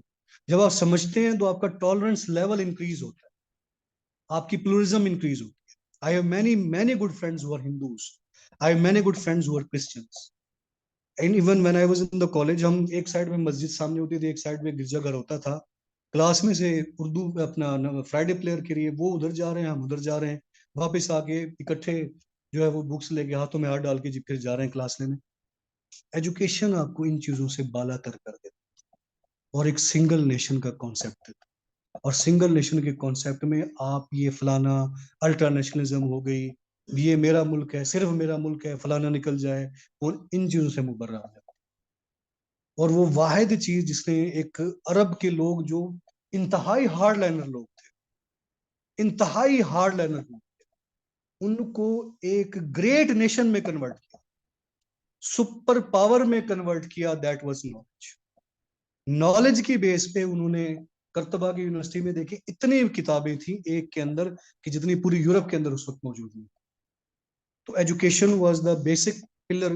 खान साहब, education was the basic pillar जो हमें, मेरी जाती जिंदगी में देखूं कि एजुकेशन ने मुझे पीसफुल बनाया। बहुत ज्यादा इसके ऊपर लिखा जा सकता है। जहन मुझे दे दे खान साहब, एक चाय दे। शुक्रिया।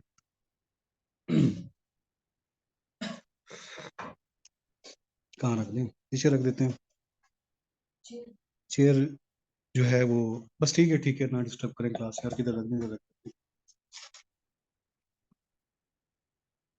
में गिर जाना है। अच्छा चले, बैठे बैठे, बस ठीक है। अच्छा, एजुकेशन, एजुकेशन के बाद इंडिविजुअल कैपेसिटी में, बस ठीक है, ठीक है। सुबह चाय जाती है तो भेजा काम करता है ना, मसला ये है। अच्छा, कंपल्जन ऑफ एजुकेशन, ठीक हो गया। अच्छा, अपनी जाती जिंदगी में देखिए, मजीद इस्लाम ने ऐसा आपको क्या सिखाया, अपनी जाती हैसियत में देखिए। आपको आराम से देखिए, मैं यकीन करें, आप अपने हिस्से को आराम से कंस्ट्रक्ट कर सकते हैं, अगर आपकी इवन स्ट्रॉन्ग ऑब्जर्वेशन भी।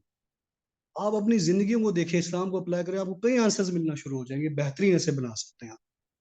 इंडिविजुअल लेवल पे अगर मैं दूसरा कंपोनेंट देखता हूं, तो दूसरा कंपोनेंट जो मुझे नजर आता है, that is prayer. A fundamental prayer, a fundamental pillar of Islam, prayer. इसको अगर मैं फ्रेज की शक्ल में लिखना चाहूं तो क्या आ जाएगा? The obligation obligation of prayer. अब ये आउटलाइन बनती जा रही है, यही आगे जाके पैराग्राफ्स में कन्वर्ट होंगे। प्रेयर, नमाज का, ये तो और बात है कि हम पढ़ते हैं, समटाइम्स पढ़ते हैं समटाइम्स नहीं पढ़ते, लेकिन इस्लाम में तो नमाज पढ़ने का हुक्म, नमाज पढ़ने का हुक्म है इस्लाम में, एक जगह पे भी नहीं है। नमाज कायम करने का हुक्म है। So we have to maintain, जब भी करो नमाज कायम करो, मतलब मेंटेन करो नमाज। ये नहीं कि नमाज जाके पढ़ के आ जाओ, 10 दिन गुम हो गए। अपने आप को भी मैं कह रहा हूँ, आपको नहीं कह रहा हूँ। फिर 10 दिन बाद एक जी नमाज पढ़ी, फिर 10 दिन। मेंटेन रखें नमाज। जब आप एक चीज मेंटेन रखते हैं ना, उसका साइकोलॉजिकल इम्पैक्ट पड़ता है। जब आप राइटिंग मेंटेन, एक होगी ना राइटिंग करें, आपने राइटिंग मेंटेन रखनी है। इस पैराग्राफ वाले बच्चों को भी राइटिंग मेंटेन करें, डेली लिख के आए। तो let it become your habit, even let it become your addiction. जब आप देखें 5 बार दिन में नमाज, थ्योरेटिकली हम बात करते हैं, 5 बार आप नमाज पढ़ने जाते हैं, 5 बार आप एक जगह पे खड़े हो जाते हैं, उस जगह पे जो खड़े हुए हैं, उस गिवन टाइम एंड स्पेस में आप भूल गए हैं रेशियल डिस्क्रिमिनेशन। आप भूल गए हैं कि वो महमूद अयाज, वो सारा वो जो चीज है, आप भूल गए कि यार ये उस इलाके का है, ये वो वाला है, ये वो चीज है, ये मेरा बॉस है, ये मेरा वो। 5 बार दिन में एक्सरसाइज करते हैं, डिफरेंट साइकोलॉजिकल आवर्स में, जिसमें आपकी साइकोलॉजी ये जाती पे इम्पैक्ट पड़ता है कि we are equal, all of us we are equal, which brings you away from these racial discriminations, these undue hatred which we have between us, among us, for no reasons, without any reason. Practically मैंने ये चीजें feel की हैं। देखिए, जब हम, आप किसी के साथ खाना खाएं, आप कुछ अर्सा गुजारे इकट्ठे नमाजें पढ़े, आपका रिलेशन बहुत अच्छा हो जाता है, क्योंकि वो एक साइकोलॉजिकल ड्रिलिंग हो रही होती है यार, किन चीजों में हम पढ़े हैं। सो 5 बार एक मेंटल एक्सरसाइज करते हैं, एक साइकोलॉजिकल एक्सरसाइज करते हैं, सबकॉन्शियस में आपकी बात जाती है कि all of us we are equal. Equality, equality is the name of piece.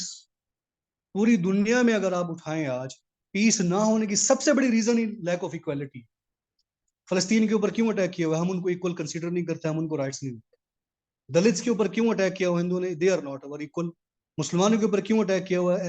NRC, citizen amendment act, फलाना फलाना, इक्वल नहीं है, इक्वल सिटीजनशिप नहीं है, equal citizenship has been denied. अगर आप ये इस्लामोफोबिया, इस्लामोफोबिया क्या है, व्हाइट सुप्रीमेसी क्या है, हिंदुज्म क्या है, ये जो उइगर मुस्लिम कम्युनिटी के साथ वायलेशन ऑफ म्यांमार में जो कुछ मुसलमानों के साथ हुआ, क्राइस्ट चर्च मॉस्क में जो कुछ हुआ, ये ओरिजिन कहां से आ रहा है? Lack of equality. We are not equal, we are different. Actually, all of us are human beings. We all have same emotions. We all have same mental makeup, same body structure. But this, वो जो है कि let there be more light in the corridors of worship. That is the misinterpretation is dividing us. So नमाज हमें एक mental, एक psychological, एक cushion देती है कि इन चीजों से मुबर्रा होकर सोचो। इंडिविजुअल लेवल पे और आपको क्या नजर आता है? What do you see at individual level? Very good, very good.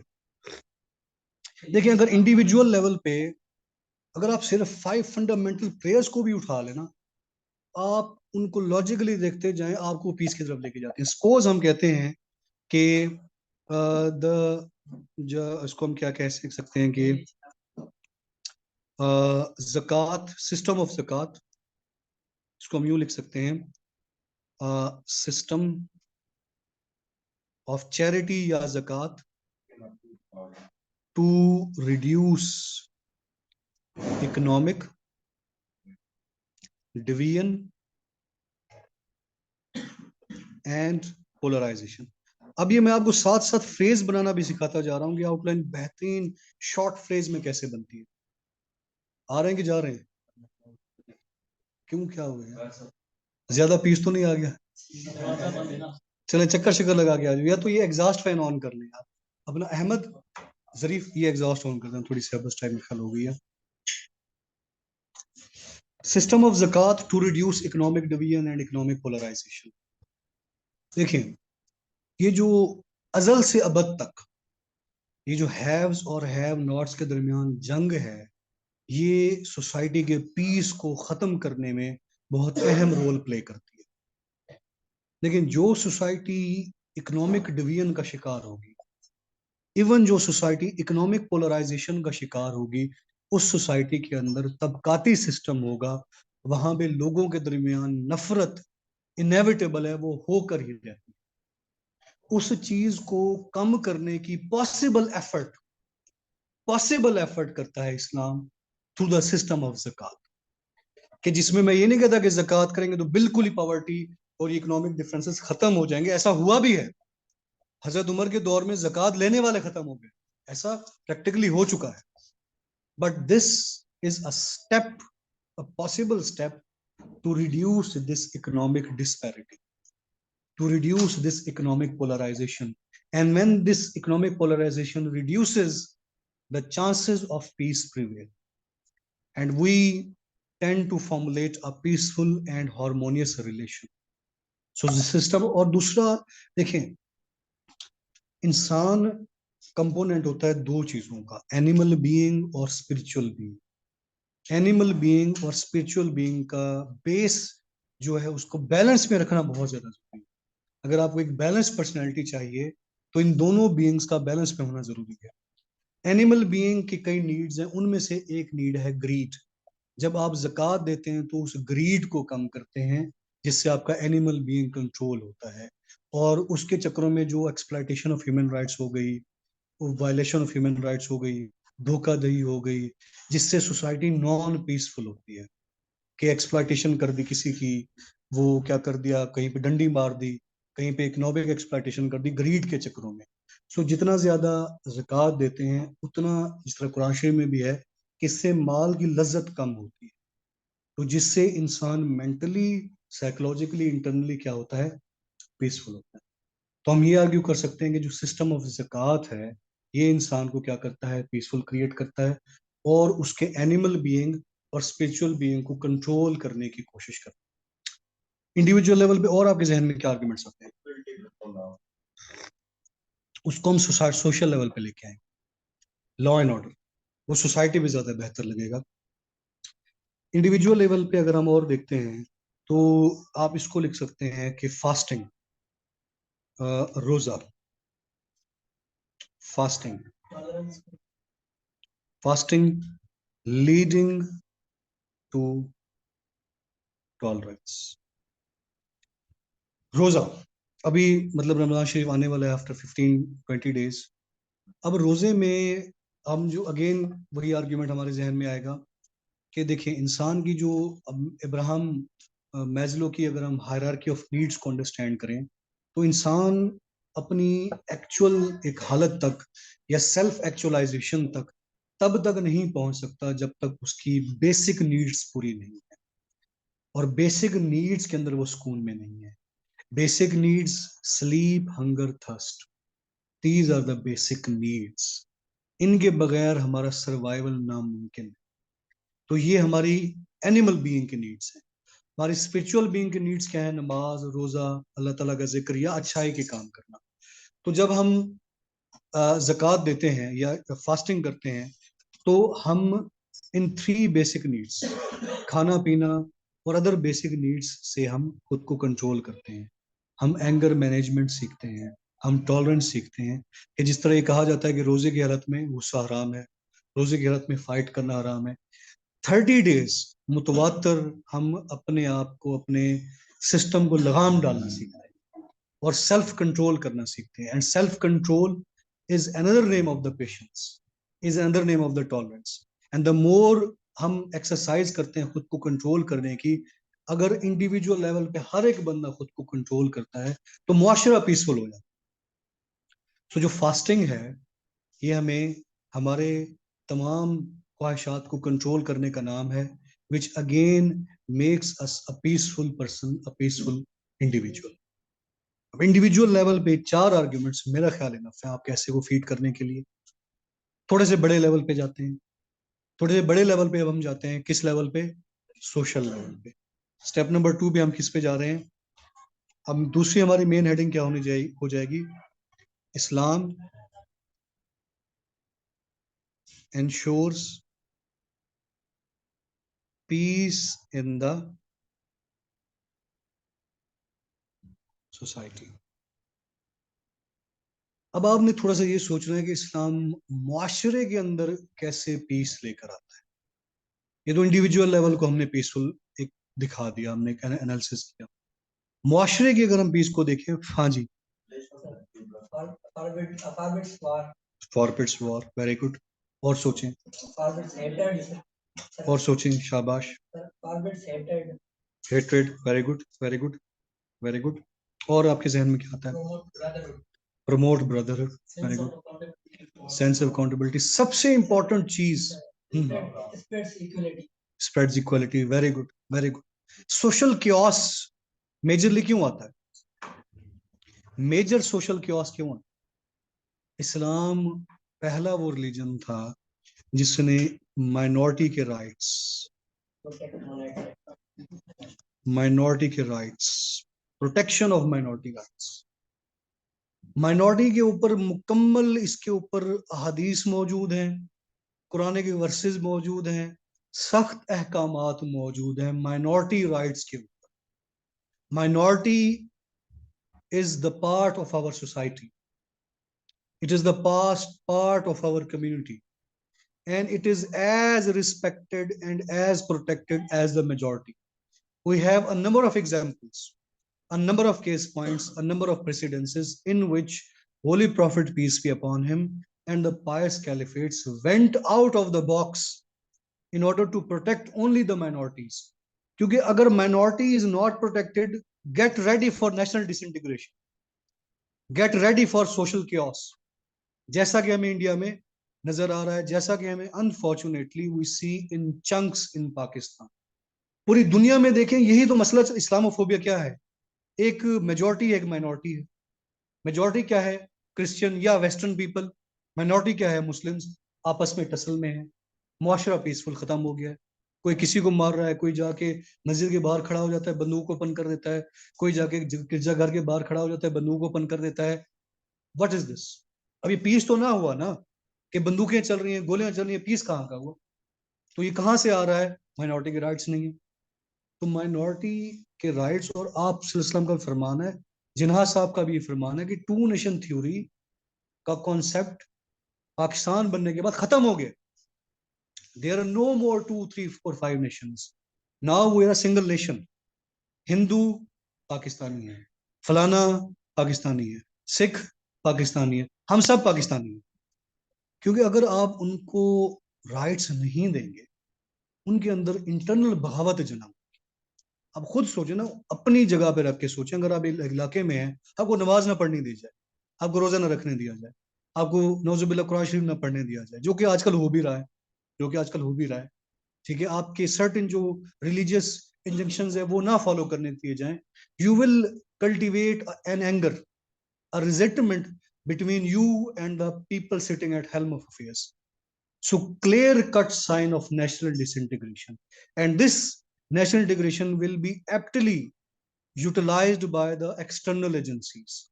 In Pakistan, that may be the case of RAW. Previously, it was the case of RAW and NDS, and to some extent CIA as well. When there is, अब देखें जो कुछ हो रहा है, मतलब अब ठीक है, let's not go into further details. अब पाकिस्तान में हम देखते हैं कि जिस तरह कई सारे केसेस हमारे सामने हुए, लाइक वो जो था, कौन सा था, श्रीलंका का जो था, ये जड़ा वाला बाग, उसको आप कोटेबल एग्जांपल है। जो क्रिश्चियन कपल था एक, उसको इतनी बेदर्दी से लिंच करके, मार के, जला के उनकी डेड बॉडीज को घसीटा गया, वो केस हमें मिलता है। ये हमें जो, हाँ, फोर्स कन्वर्जन वाला हमें मिलता है अनफॉर्चुनेटली। अब देखिए, ये चीज नॉन पीसफुल को जन्म दी। सो अगर माइनॉरिटी को, अगर आप उनके ड्यू राइट्स, रिलीजियस राइट्स, उनके सोशल राइट्स, उनके एम्प्लॉयमेंट राइट्स, उनके एजुकेशन राइट्स नहीं देंगे, they will feel alienated. And small chunks के अंदर non peaceful skirmishes, non peaceful acts visible होंगे, जो कि पाकिस्तान में भी नजर आ रहे हैं सम स्केल पे। सम स्केल पे आपको प्रोबेबली इवन लार्जर स्केल में इंडिया में नजर आ रहे हैं, और इवन लार्जर स्केल में पूरी दुनिया में नजर आ रहे हैं, वाइट सुप्रीमेसी के कॉन्टेक्स्ट में, हिंदुत्व के कॉन्टेक्स्ट में, या इस्लामोफोबिया के कॉन्टेक्स्ट में। which has jeopardized the peace of this global world. Minority rights. ठीक हो गया. और एक दौर ऐसा भी था कि खलीफा वक्त के खिलाफ फैसला दिया गया और एक यहूदी के हक में फैसला दिया. So Islam is amongst those religions which gave a complete charter for the minority rights, properly defined. वो जजिया दें, वो पोल टैक्स दें, उनको उनके तमाम फंडामेंटल राइट्स मौजूद हैं. कोई उनको कुछ नहीं कह सकता. कोई 2 नेशन 3 नेशन नहीं है, सिंगल नेशन. और सोसाइटी में अगर हम देखते हैं तो और क्या हमें नजर आता है? Merit. Women rights. What about women rights? Islam harbinger of women rights. Islam harbinger of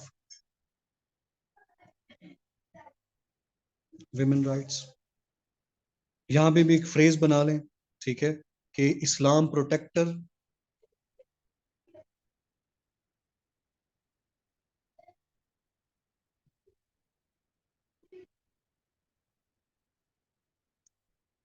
of minority rights. Women rights, again we see that women, male and female, are the two most important components of a society. They have to be intact in order to for the smooth functioning of the society. So before Islam, women were not granted due rights, and they were facing a lot of issues. Islam happened to be the only religion जिसने तमाम rights women को provide किए so that मुआशरा peaceful हो और mail और female की जो antagonism है इसको अवॉइड किया जा सके. सो विमेन राइट्स की आप बात कर सकते हैं. सोसाइटी पे और आपको क्या नजर आता है सोशल लेवल पे?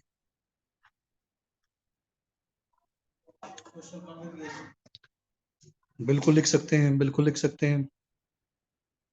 राइट्स ऑफ मिनोरिटीज, ठीक है ना. देखिए, justice, maintaining the robust system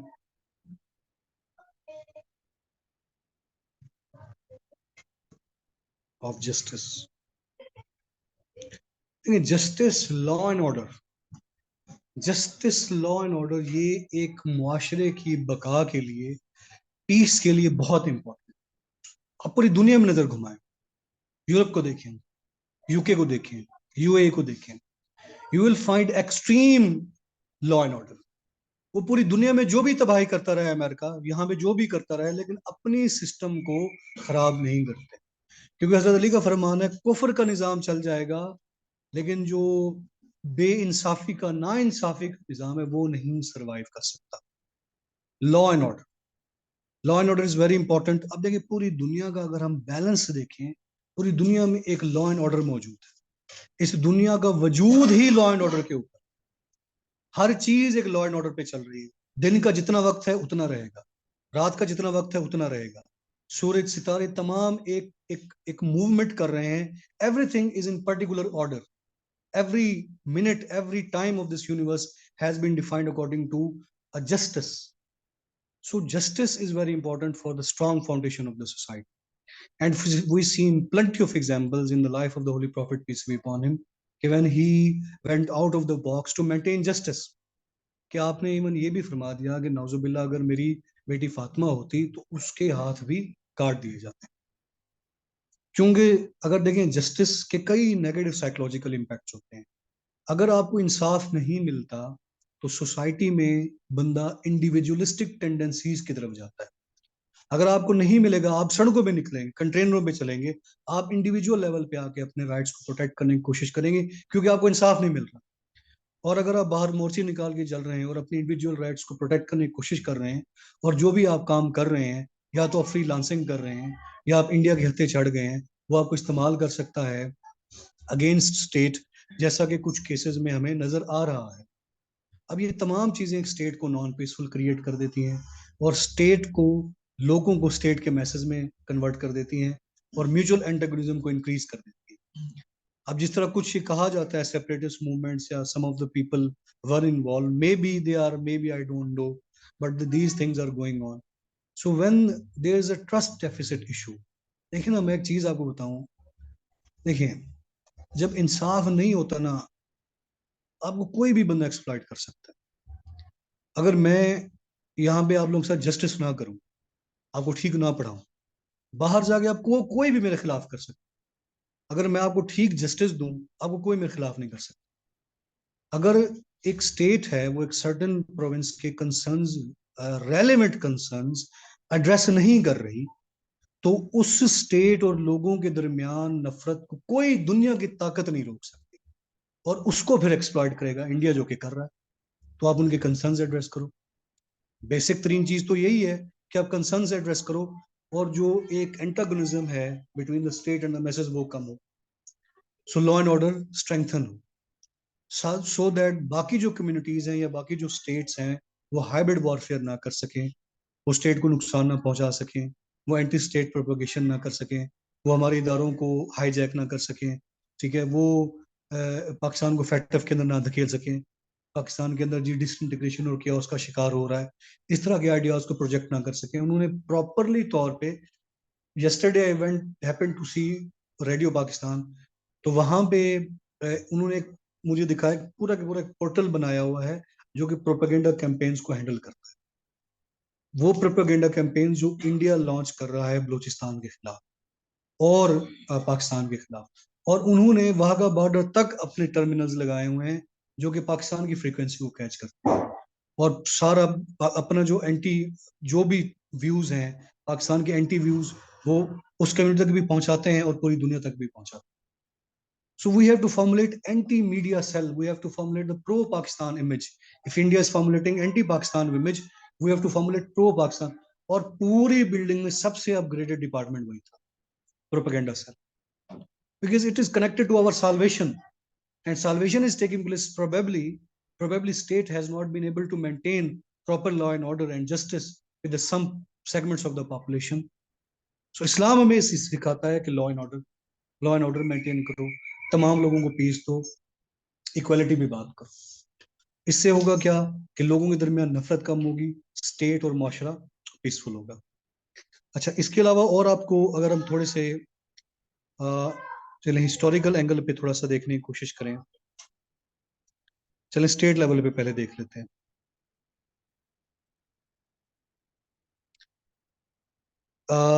conception of Islam, conception of piece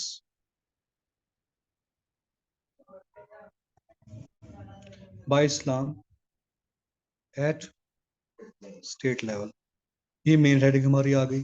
argument number 1 बताएं इसमें क्या होगा। हाँ जी, मुझे स्टेट लेवल पे बताएं कि इंसान इस्लाम क्या हमें सिखाता है।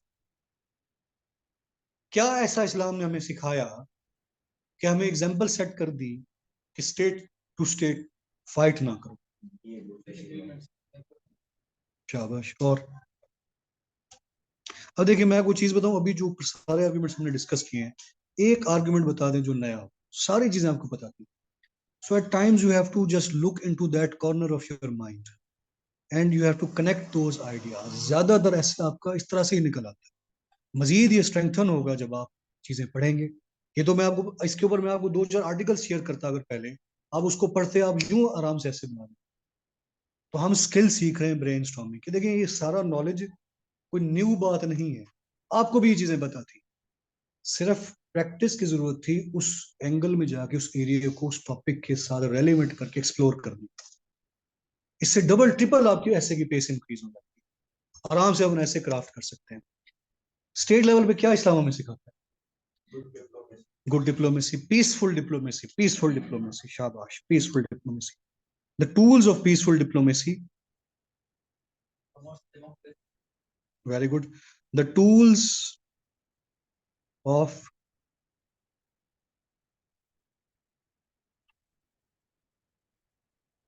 Peaceful diplomacy through treaty of Hudaibiya. अब ट्रीटी ऑफ हुदैबिया को हम बेस बना सकते हैं कि इस्लाम ने कुरैश, एक और कबीला बड़े लेवल पे समझ ले, एक और स्टेट के दरमियान पीस कैसे मेंटेन किया। एवर, देखिए रोमन का मुझे आइडिया नहीं है, रोमन्स वगैरह भी ट्रीटीज रिटन फॉर्म में होती थी कि या नहीं थी। बहरहाल मॉडर्न हिस्ट्री की अगर बात करें तो Islam is the only religion that taught us to write the treaties, written treaties, peaceful written treaties की इस्लाम ने एग्जाम्पल सेट की। और पहली एग्जाम्पल हमें मिलती है ट्रीटी ऑफ हुदैबिया से, which thereby Islam taught us a compromising situation। इस्लाम ने हमें यह सिखाया कि अगर डोमिनेंस कोई चीज है, अगर सुपर पावर कोई चीज है, तो कॉम्प्रोमाइज भी किसी चीज का नाम। अगर आप पावर में हैं, इसका मतलब ये नहीं कि आप हर जगह लड़ते फिरते रहे।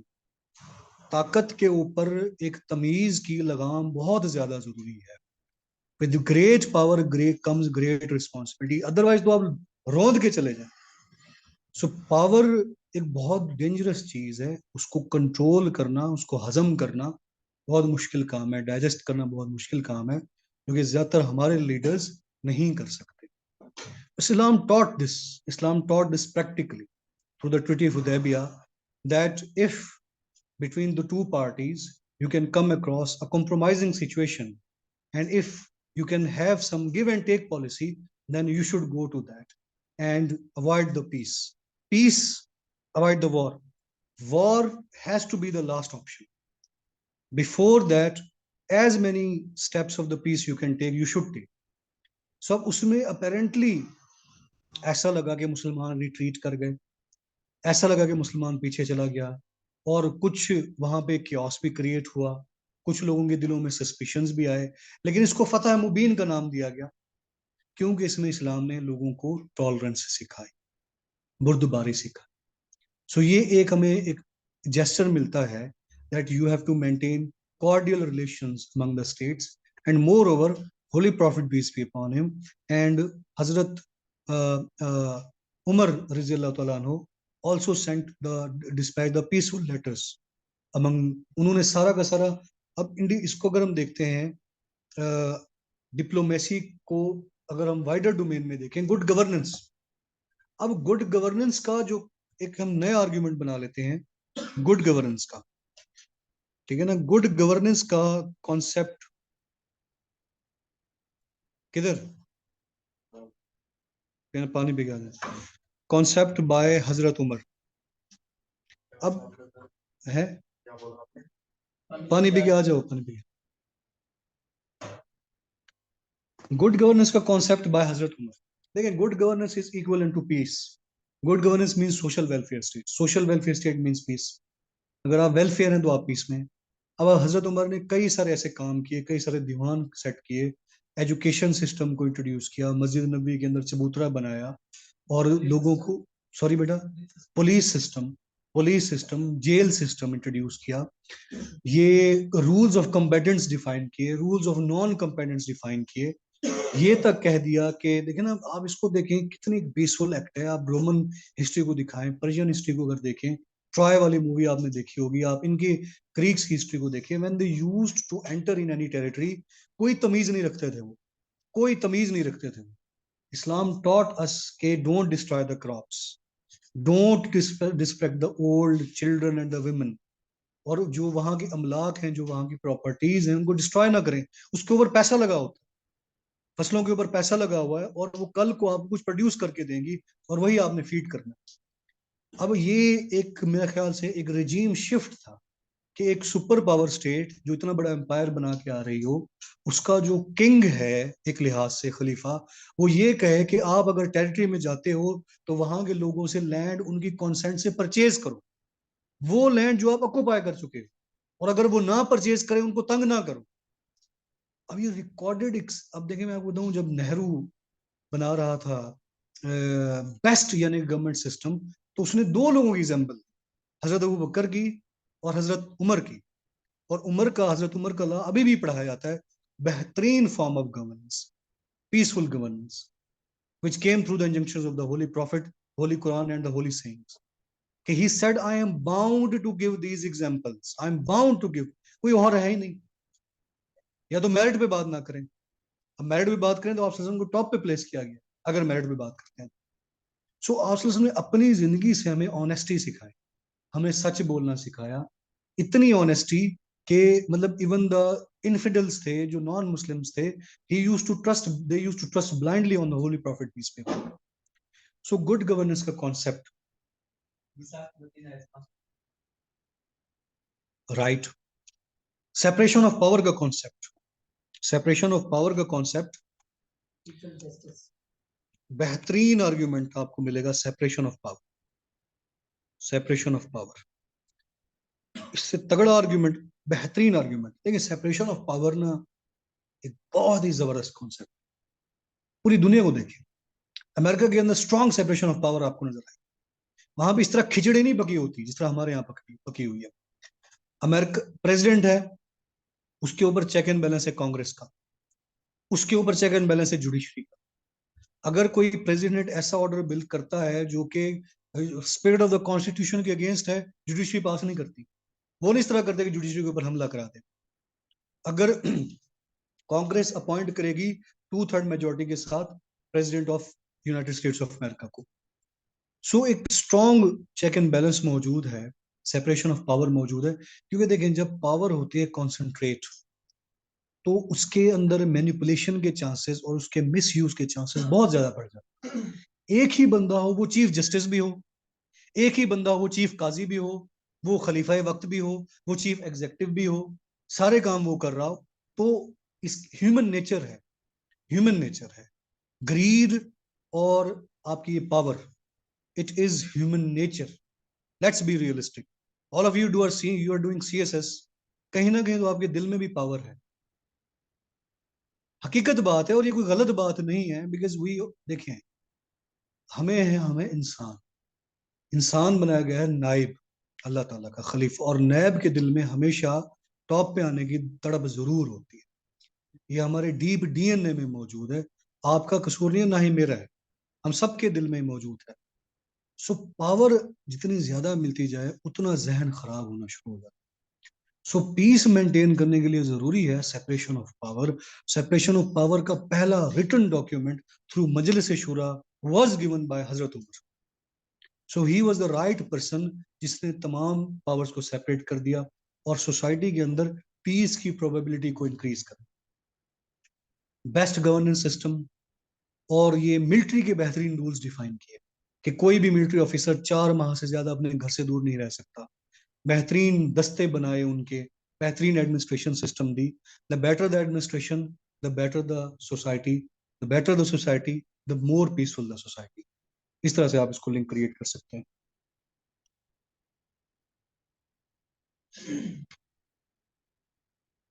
स्टेट लेवल पे और क्या आपको नजर आते हैं वो कॉन्सेप्ट जो कि इस्लाम के खमीर में से, इस्लाम के डीएनए में से निकल रहे हो, जो कि हमारे मुआशरे को मजीद पीसफुल बना रहे हैं। What else arguments, what other arguments come to your mind about the peaceful image of Islam in order to maintain the state a peaceful state? General amnesty at the conquest of फतेह Mecca, इसको आप लिख सकते हैं, इसको चलें, 4 arguments काफी हैं। Let's move towards the historical examples.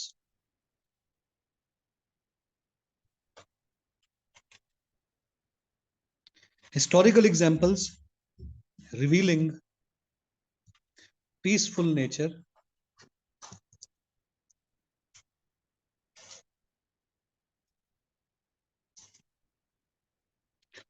Of Islam. बच्चे एक एक करके छोड़ेंगे, काफी क्लास बस खत्म मिलने थोड़ी देर में। Historical examples revealing the peaceful nature of Islam. अब हिस्ट्री में हमें मिलता है सबसे पहले कॉन्क्वेस्ट ऑफ मक्का, फतेह मक्का। देखिए conquest of Makkah, general amnesty given at the conquest of Makkah is a very very splendid example about the peaceful image of Islam. कि when you are in power and you have the authority to do everything, उस वक्त piece को maintain रख, कि जिस तरह आप सल्लम वहां से निकले और फिर आके मक्का को कैप्चर किया, और तमाम लोग ये घबरा रहे थे कि जितने भी हमने मजालिम किए हैं आपको उसका आराम से सिला लिया जा सकता है, but he granted general amnesty. तारीख में ये सबसे मेरे ख्याल शायद मॉडर्न हिस्ट्री में that was the biggest example कि while being in the power you have chosen to forgive everything just to project peaceful image of Islam. अब देखिए ये वो मेरिट पे बातें हैं जिसको डिनाई नहीं कर सकते, ठीक है ना। जो अब मुस्लिम्स की, देखिए मुस्लिम्स की जो प्रैक्टिस है या किसी भी रिलीजन का जो फॉलोअर है, उसकी प्रैक्टिसेस बहुत ज्यादा करप्ट हो सकती है। That is why we should not जज the people a religion through the practice of their followers. We should judge their religion through the basic injunctions, like through the sayings of the Holy Prophet, peace be upon him, or through the acts of the pious caliphates. अब conquest of Makkah हो गया, फतेह मक्का पे university का ऐलान कर दिया, बेहतरीन example है हिस्ट्री में से देखें, flexible sources of legislation,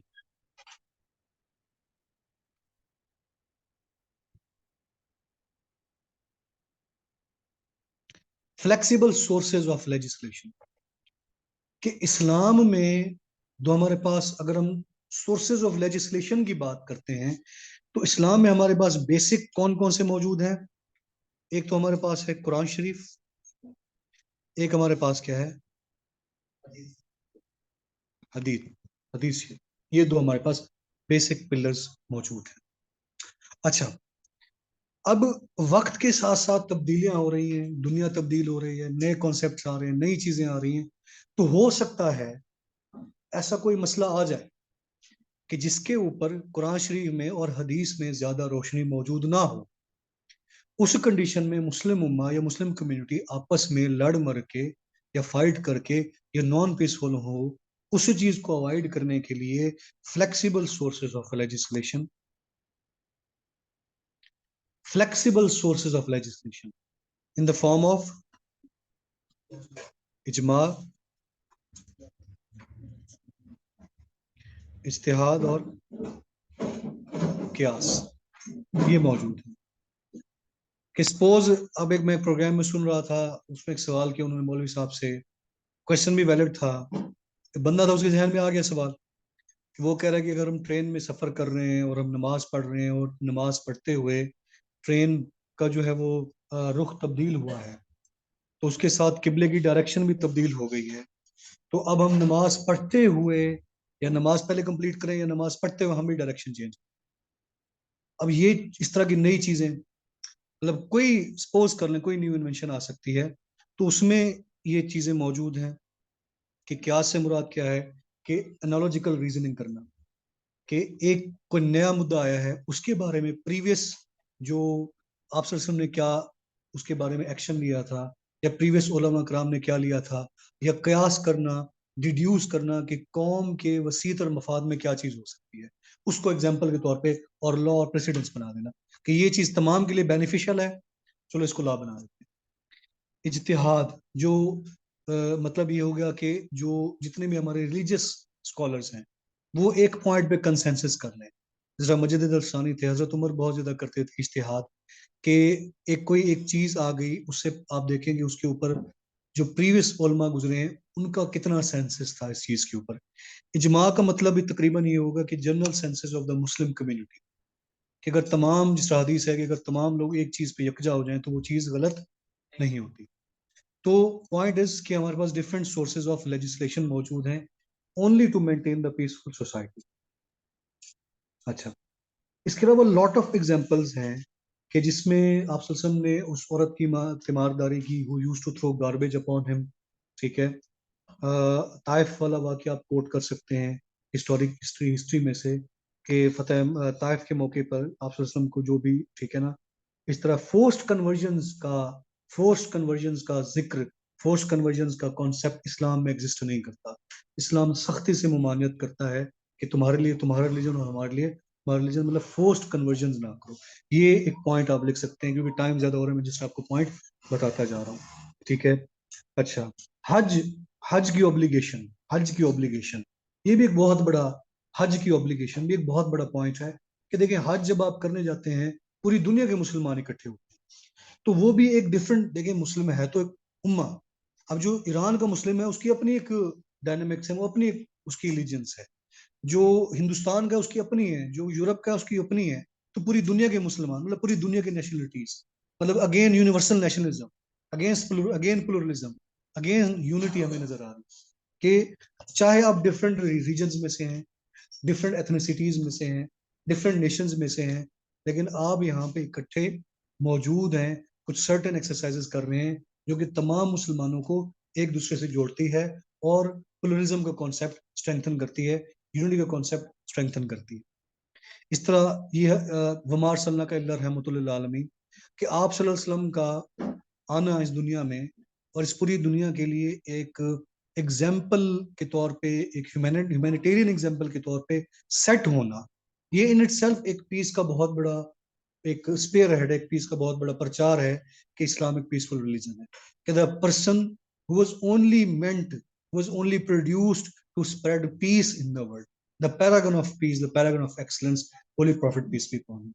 A lot of examples from history you can write, and that is how you can craft your essay. So when you have formulated the outline, यानी कि सारे points आपने लिख दिए, आखिर में आपने क्या करना है? अच्छा, आखिर में एक आपने हेडिंग देनी है, हेडिंग नंबर सपोज करें 5 हो जाएगी, हर्डल्स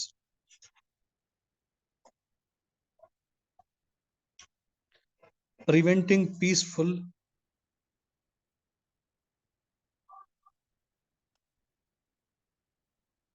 image of Islam. अगर हम ये देखते हैं कि इस्लाम का पीसफुल इमेज क्या चीज रोकती है, हर्डल्स और सजेशंस, आखिर में आप क्या देखेंगे? 2 या 3 हर्डल्स, उनके देखेंगे 2 या 3 सजेशंस. अब hurdles preventing the peaceful image, यानी कि हर्डल से मुराद क्या है? कि हमारा टॉपिक क्या है? इस्लाम इज अ पीसफुल रिलीजन. तो वो क्या हर्डल्स हैं जो कि इस्लाम के पीसफुल इमेज को रोकती हैं? हाँ, ठीक है, शाबाश, वेरी गुड, हो गया. सबसे पहला हमारे पास क्या निकल सकता है? इस्लामोफोबिया. स्ट्रेट अवे अगर हम बात कर लें, Islamophobia, spread of Islamophobia in the world. Islamophobia is actually the misinterpretation of Islam. कि Islam has bloody borders. Islam, वो जो सैमुअल पी हंटिंगटन की थ्योरी है कि क्लैश ऑफ सिविलाइजेशंस, इस्लाम फाइट करेगा. इस्लाम को एक टेररिस्ट रिलीजन के तौर पे डिक्लेयर डिक्लेयर कर देना और वॉर ऑन टेरर अगेंस्ट इस्लाम कर देना और पूरी दुनिया में ये नोशन सेट कर देना कि Islam is a very dangerous religion. This is a carefully crafted and a financially crafted system to malign the image of Muslims as well as Islam. I think even the West was unaware of its dire repercussions, which we are seeing in the world right now. So, misinterpretation of Islam, social media के जरिए, main stream media के जरिए, कांग्रेस के जरिए, अपनी parliamentarians के जरिए, अपने नैरेटिव्स के जरिए, अपने प्रेसिडेंट के जरिए, अपनी वेस्टर्न लॉबी के जरिए, और ये डायस के ऊपर खड़े होके बयानबाजी करना, main stream media CNN BBC को हाईजैक कर लेना और पूरी दुनिया में इस्लाम मुसलमानों का, देखें, एक्सट्रीमिस्ट किस रिलीजन में नहीं होते? एक्सट्रीमिस्ट या हार्ड लाइनर हर जगह मौजूद, हर जगह मौजूद होते हैं. मे बी वहां पे ज्यादा हूँ, बट ये बात बहुत गलत है कि देखिए, मैं I am not hurting anyone sentiments. अगर कोई बंदा करता है वहां पे कोई चीज तो वो उसको क्रिश्चियनिटी से लिंक नहीं करते, तो वो उसको कहते हैं कि ये साइकोलॉजिकल प्रॉब्लम था, इंडिविजुअल मसला था. बट अगर मुस्लिम करता है तो वो पूरे इस्लाम के साथ लिंक कर देते हैं. ये एक अनबाइस्ड और एक गलत अप्रोच है कि हार्ड लाइनर्स और इस तरह के सेगमेंट्स हर जगह मौजूद होते हैं. अगर हम एक एक बंदे की, एक एक इंडिविजुअल हरकत को या ग्रुप ऑफ पीपल की हरकत को एक रिलीजन के साथ लिंक कर दें, वो तो हमने फिर क्योस क्रिएट कर दिया. अगर तालिबान थे तो तालिबान आपने बनाए थे, उनको, तालिबान को प्रोक्योर किया, उनको वॉर लॉर्डिज्म सिखाया, यूएसएसआर को, वॉर्म वाइटर्स की तरफ जब यूएसएसआर रहा था कम्युनिज्म और कैपिटलिज्म की जंग में, तो उस वॉर में यूएसएसआर को निकालने के लिए तालिबान, CIA और ISI ने दोनों ने मिलकर लॉन्च की और उनको वेपन्स भी दिए, उनको मॉरल सपोर्ट भी थी. तो जब यूएसएसआर वहां से निकल गया, उसके बाद उनकी पॉलिटिकल स्ट्रीम लाइनिंग करनी थी, उनको एजुकेशन देना था, उनकी डेमोक्रेटिक स्ट्रीम लाइनिंग करनी थी. अगर आप उनको वारिंग बीस्ट में कन्वर्ट कर दिया है तो उनको दोबारा नॉर्मलाइज करके इंसानों में कन्वर्ट करने की जरूरत थी. वो किसी ने नहीं किया. अमेरिका चला गया, उसके इंटरेस्ट पूरे हो गए. हमारे पास, हम अपने इंसानों को तो पहले ठीक करें, उनको बाद में ठीक करेंगे. हमारे पास कहाँ इतने फंड्स हैं?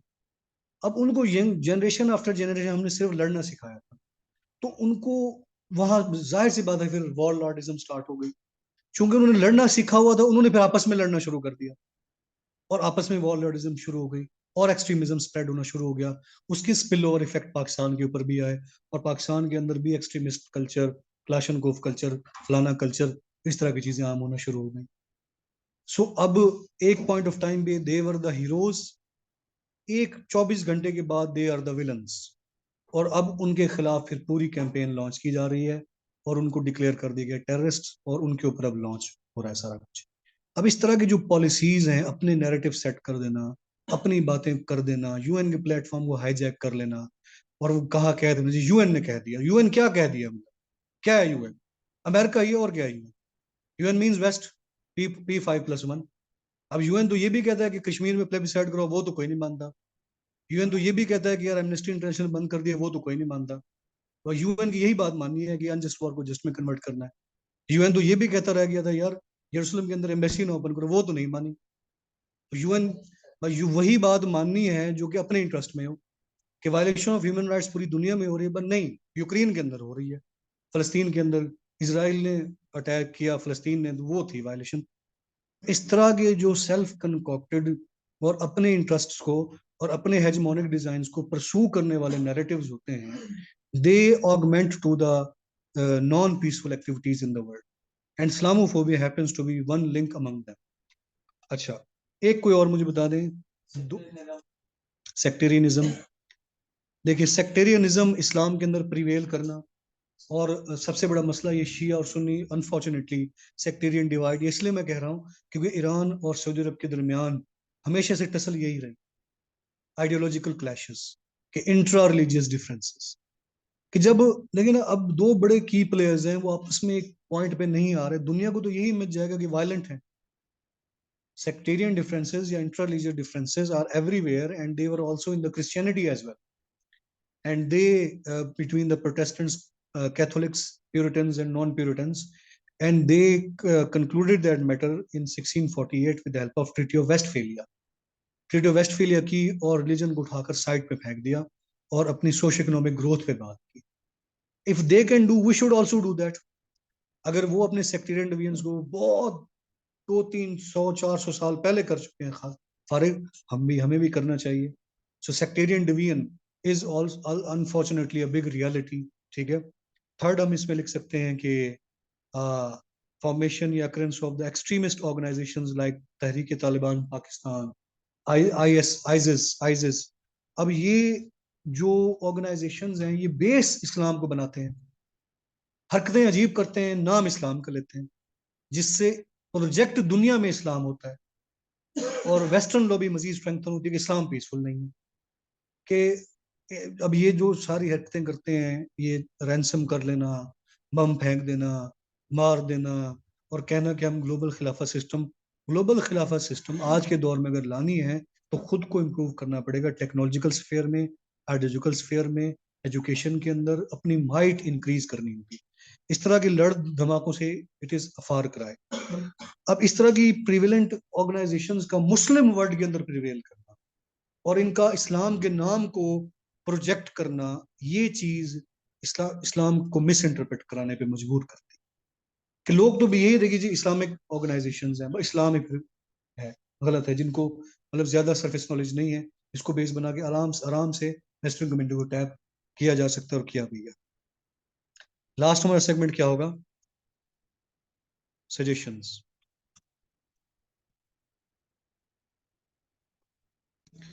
Suggestions to prevail peaceful image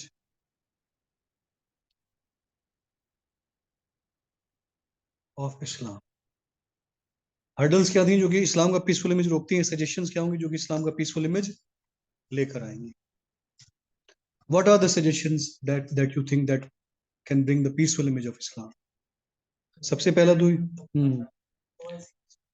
strengthening the OIC, OIC being the leading member, a leading organization of the Muslim community, has to play a very important role to address these issues. OIC ideological differences address करने में help करे between Iran and Saudi Arabia, sectarian divisions, ethnic clashes, inter-religious differences, मुसलमानों के interest को procure करना, Islamophobia को address करना, इसमें OIC का has to be the leading role. दूसरा क्या हो सकता है कि मुस्लिम कम्युनिटी आप खुद को एक टेक्निकल एजुकेशन, मोर अपनी एजुकेशनल स्ट्रीमलाइनिंग करें। Most of the developing Muslim countries are not very well educated, and they're technically less advanced, and they're intellectually less sound. That is why they get victimized by the anti-state agendas, and they at times which results in the violent activities. So education, increasing literacy rate, imparting more education to the women, to the Muslim population, can help alleviate the matters and can make them and project them as a peaceful and tolerant nation. Third क्या हो सकता है कि mainstream media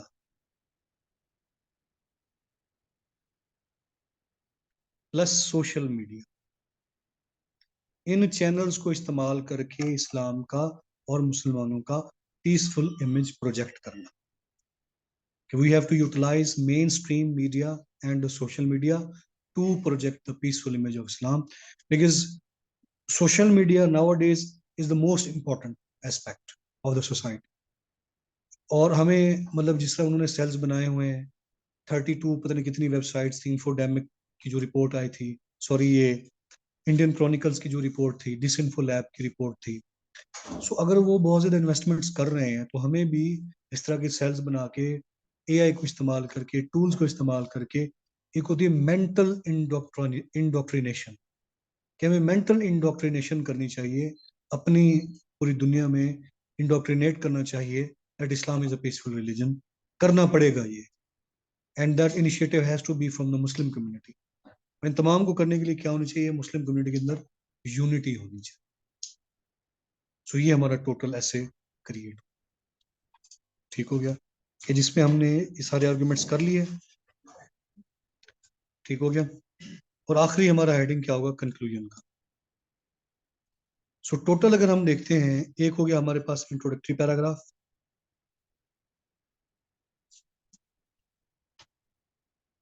ठीक है. एक हो गई हमारे पास main heading, Islam is the peaceful religion. उसके नीचे हमने कोई तकरीबन पीएमएस के अकॉर्डिंगली अगर आप बात करते हैं तो 9 या 10 पॉइंट्स आप बना लेंगे डिफरेंट लेवल्स पे. जिस तरह इंडिविजुअल लेवल पे 2-4 पॉइंट, 2-4 सोशल लेवल पे, 2-4 हिस्टोरिकल लेवल पे. 2 आ जाएंगी hurdles, hurdles preventing the peaceful image of Islam, और 2 आ जाएंगी suggestions to maintain the peaceful image of Islam, और एक आ जाएगा आपका कंक्लूजन. तो ये आपका पीएमएस कैसे तैयार होगा, जिसमें आपके तकरीबन टोटल 15 पॉइंट्स हैं. और हर पैराग्राफ के आप रखेंगे 15 to 17 lines, which means round about 100 words. तो ये बन जाता है 1500 टू 15 पॉइंट्स है तो 1500 पॉइंट्स हर वर्ड्स. तो आपको पीएमएस भी यही चाहिए. सीएसएस की बात करें, कोई फर्क नहीं है उसमें, सिर्फ आपने सिर्फ इतना से ऐड करना है, जहां पे ये 10 पॉइंट्स हैं 4 और ऐड कर देने, 14 मेन पॉइंट्स हो जाएंगे, हर्डल्स 3 हो जाएंगी, 3 सजेशंस हो जाएंगे. कितने हो गए ये? 20. एक इंट्रो, एक कंक्लूजन, 22 पॉइंट्स. सीधी बात. और हर पैराग्राफ के अंदर अगर आप 100 वर्ड्स भी डालें तो ये 2200 अल्फाज आउटलाइन भी शामिल करें तो आपके 2300-2400 तक बन जाते. इतने ही आपको चाहिए. सो कुल मिला के क्या है कि 15 पॉइंट्स हमने पीएमएस के बना देने हैं, 21-22 पॉइंट्स हमने इसके बना देने हैं. कोई इसके अंदर डिफरेंस नहीं है. तमाम राइटिंग आर्ट्स सेम. सिर्फ क्या है कि 4 पैराग्राफ्स यहाँ से कट हो गए, एक इंट्रो, एक हर्डल, एक सजेशन कट हो गई, बस ये है. वो ऐड कर लें आपका थोड़ी ऐसे की लेंथ ज्यादा हो जाएगी. सीएसएस कैसे बन गया, इस चीज को अंडरस्टैंड करें कि पीएमएस और सीएसएस के ऐसे में कोई अनोखी चीज नहीं है कि वो उधर कोई और डायनामिक सा, वो भी ऐसे है, वो भी ऐसे है. उसकी भी वही ब्रेनस्टॉर्मिंग है, उसकी भी वही ब्रेनस्टॉर्मिंग है, उसकी भी वही आउटलाइन है, उसके भी इंट्रो इसी तरह से, उसका भी बैड, हर चीज वही है. नंबर ऑफ वर्ड्स कम करने हैं ना, आउटलाइन की लेंथ कम कर दो. 15 पॉइंट वो, 22 पॉइंट वो. अब मैंने कभी नहीं पीएमएस कैसे को तैयार किया, लेकिन हर बार मेरा ऐसे पास है. कभी नहीं आपके आईबीएफआई कैसे को तैयार किया, वो भी पास है. Reason, CSS essay is the mother of all essays. अगर आप वो कर सकते हैं, हम कोई भी कर सकते हैं. उसमें करना ही क्या है? पॉइंट्स को कम करना है. अगर मैं ब्रेनस्टॉर्म करके 21, 22, 23 पॉइंट सोच सकता हूँ, 10-15 क्यों नहीं सोच सकता? वो तो आसान है, मजीद आसान है. कम पॉइंट सोचने. Are you getting this point? So it is, इसको हर चीज को ना इस तरह मसला ना बनाए कि हर चीज एक दूसरे से डिफरेंट है. हर चीज कनेक्टेड है. और एक इंपॉर्टेंट स्किल है, वो है आर्ट ऑफ राइटिंग. अब वो सीएसएस का ऐसे ग्रिप में आ जाए, आप राइटिंग में कभी भी मार नहीं खा सकते, किसी भी तरह के ऐसे में, किसी भी तरह के ऐसे में. चलें, दैट इज ऑल. हाँ जी, क्वेश्चन आंसर। जो आपने इंट्रोडक्शन में क्या कि 3-4 जो है मतलब वो मेन पॉइंट्स निकाल कर लिखने जो अट्रैक्टिव या ज्यादा अट्रैक्टिव है, तो उसमें तक जैसे हमने ये हर्डल्स के लिए और सजेशन भी लिखे हैं, तो इसमें इम्प्लीमेंट के भी एक दो पॉइंट लिखे हैं। हर्डल्स और सजेशंस आपकी आएंगी थीसिस स्टेटमेंट के अंदर। हर्डल्स, हाँ, ना देखिए बेटा, देखिए thesis statement is the part of introductory paragraph. तो जब हम थीसिस स्टेटमेंट में हर्डल सजेशन लिख रहे हैं, समझ लेंगे इंट्रोडक्शन में ही लिखे हुए हैं वो। थीसिस स्टेटमेंट ऐसा नहीं कि हमने वहां पे हेडिंग देगी, हमने कुछ आखिर में एक कॉम्प्रिहेंसिव सी बात करनी है जिसमें कुछ हर्डल्स भी होंगी, सजेशंस भी होंगी, उसको हम कह देते हैं ये थीसिस स्टेटमेंट। नाम हमने उसको थीसिस स्टेटमेंट दे दिया, ठीक है। सो हर्डल्स और suggestions will be in your thesis statement. ये पॉइंट क्लियर हो रहा है? मजीद लेकिन ना जब हम लेक्चर्स करेंगे ना, उसमें इंशाल्लाह आपको मजीद चीज क्लियर होगी, यानी कि जब हम मुकम्मल इंट्रो के ऊपर लेक्चर करेंगे तो वो हम हर तरह की मैं आपको थीसिस स्टेटमेंट बना के फिर आप उसको बार बार बार प्रैक्टिस करेंगे तो ये चीज आपको सारे कॉन्सेप्ट्स क्लियर हो जाएंगे। वो इंट्रो का पार्ट है थीसिस स्टेटमेंट जो है। हाँ जी, any other question? Online students आप लोग भी क्वेश्चन कर सकते हैं। सो आप लोग के माइक्स अनम्यूट हैं तो आप लोग भी क्वेश्चंस कर सकते हैं, ठीक है। आसान से टॉपिक से हमने स्टार्ट किया, tomorrow we will go to slightly difficult topic. Brainstorming, ये वो चीजें कुछ आपको दिमाग कुछ मतलब आपका रिहर्सल हुई कि हमने अपने अपने आइडियाज को, आर्ग्यूमेंट्स को उठा के अपने ऐसे के अंदर और क्राफ्ट करके और इस तरह से लेकर चले, ठीक हो गया। Tomorrow we will have again this exercise with a new topic. We will take that topic from past paper, कोई लिटरेरी ऐसे करें। परसों हमको इशू बेस्ड कर लेंगे। सो अभी हमारी 2-3 दिन ये लेक्चर्स चलते रहेंगे जिसमें हमने ब्रेनस्टॉर्मिंग को अंडरस्टैंड करना है। सेम 7:30 to 9, ठीक हो गया। चलिए, स्टे ब्लेस्ड, ओके, चला।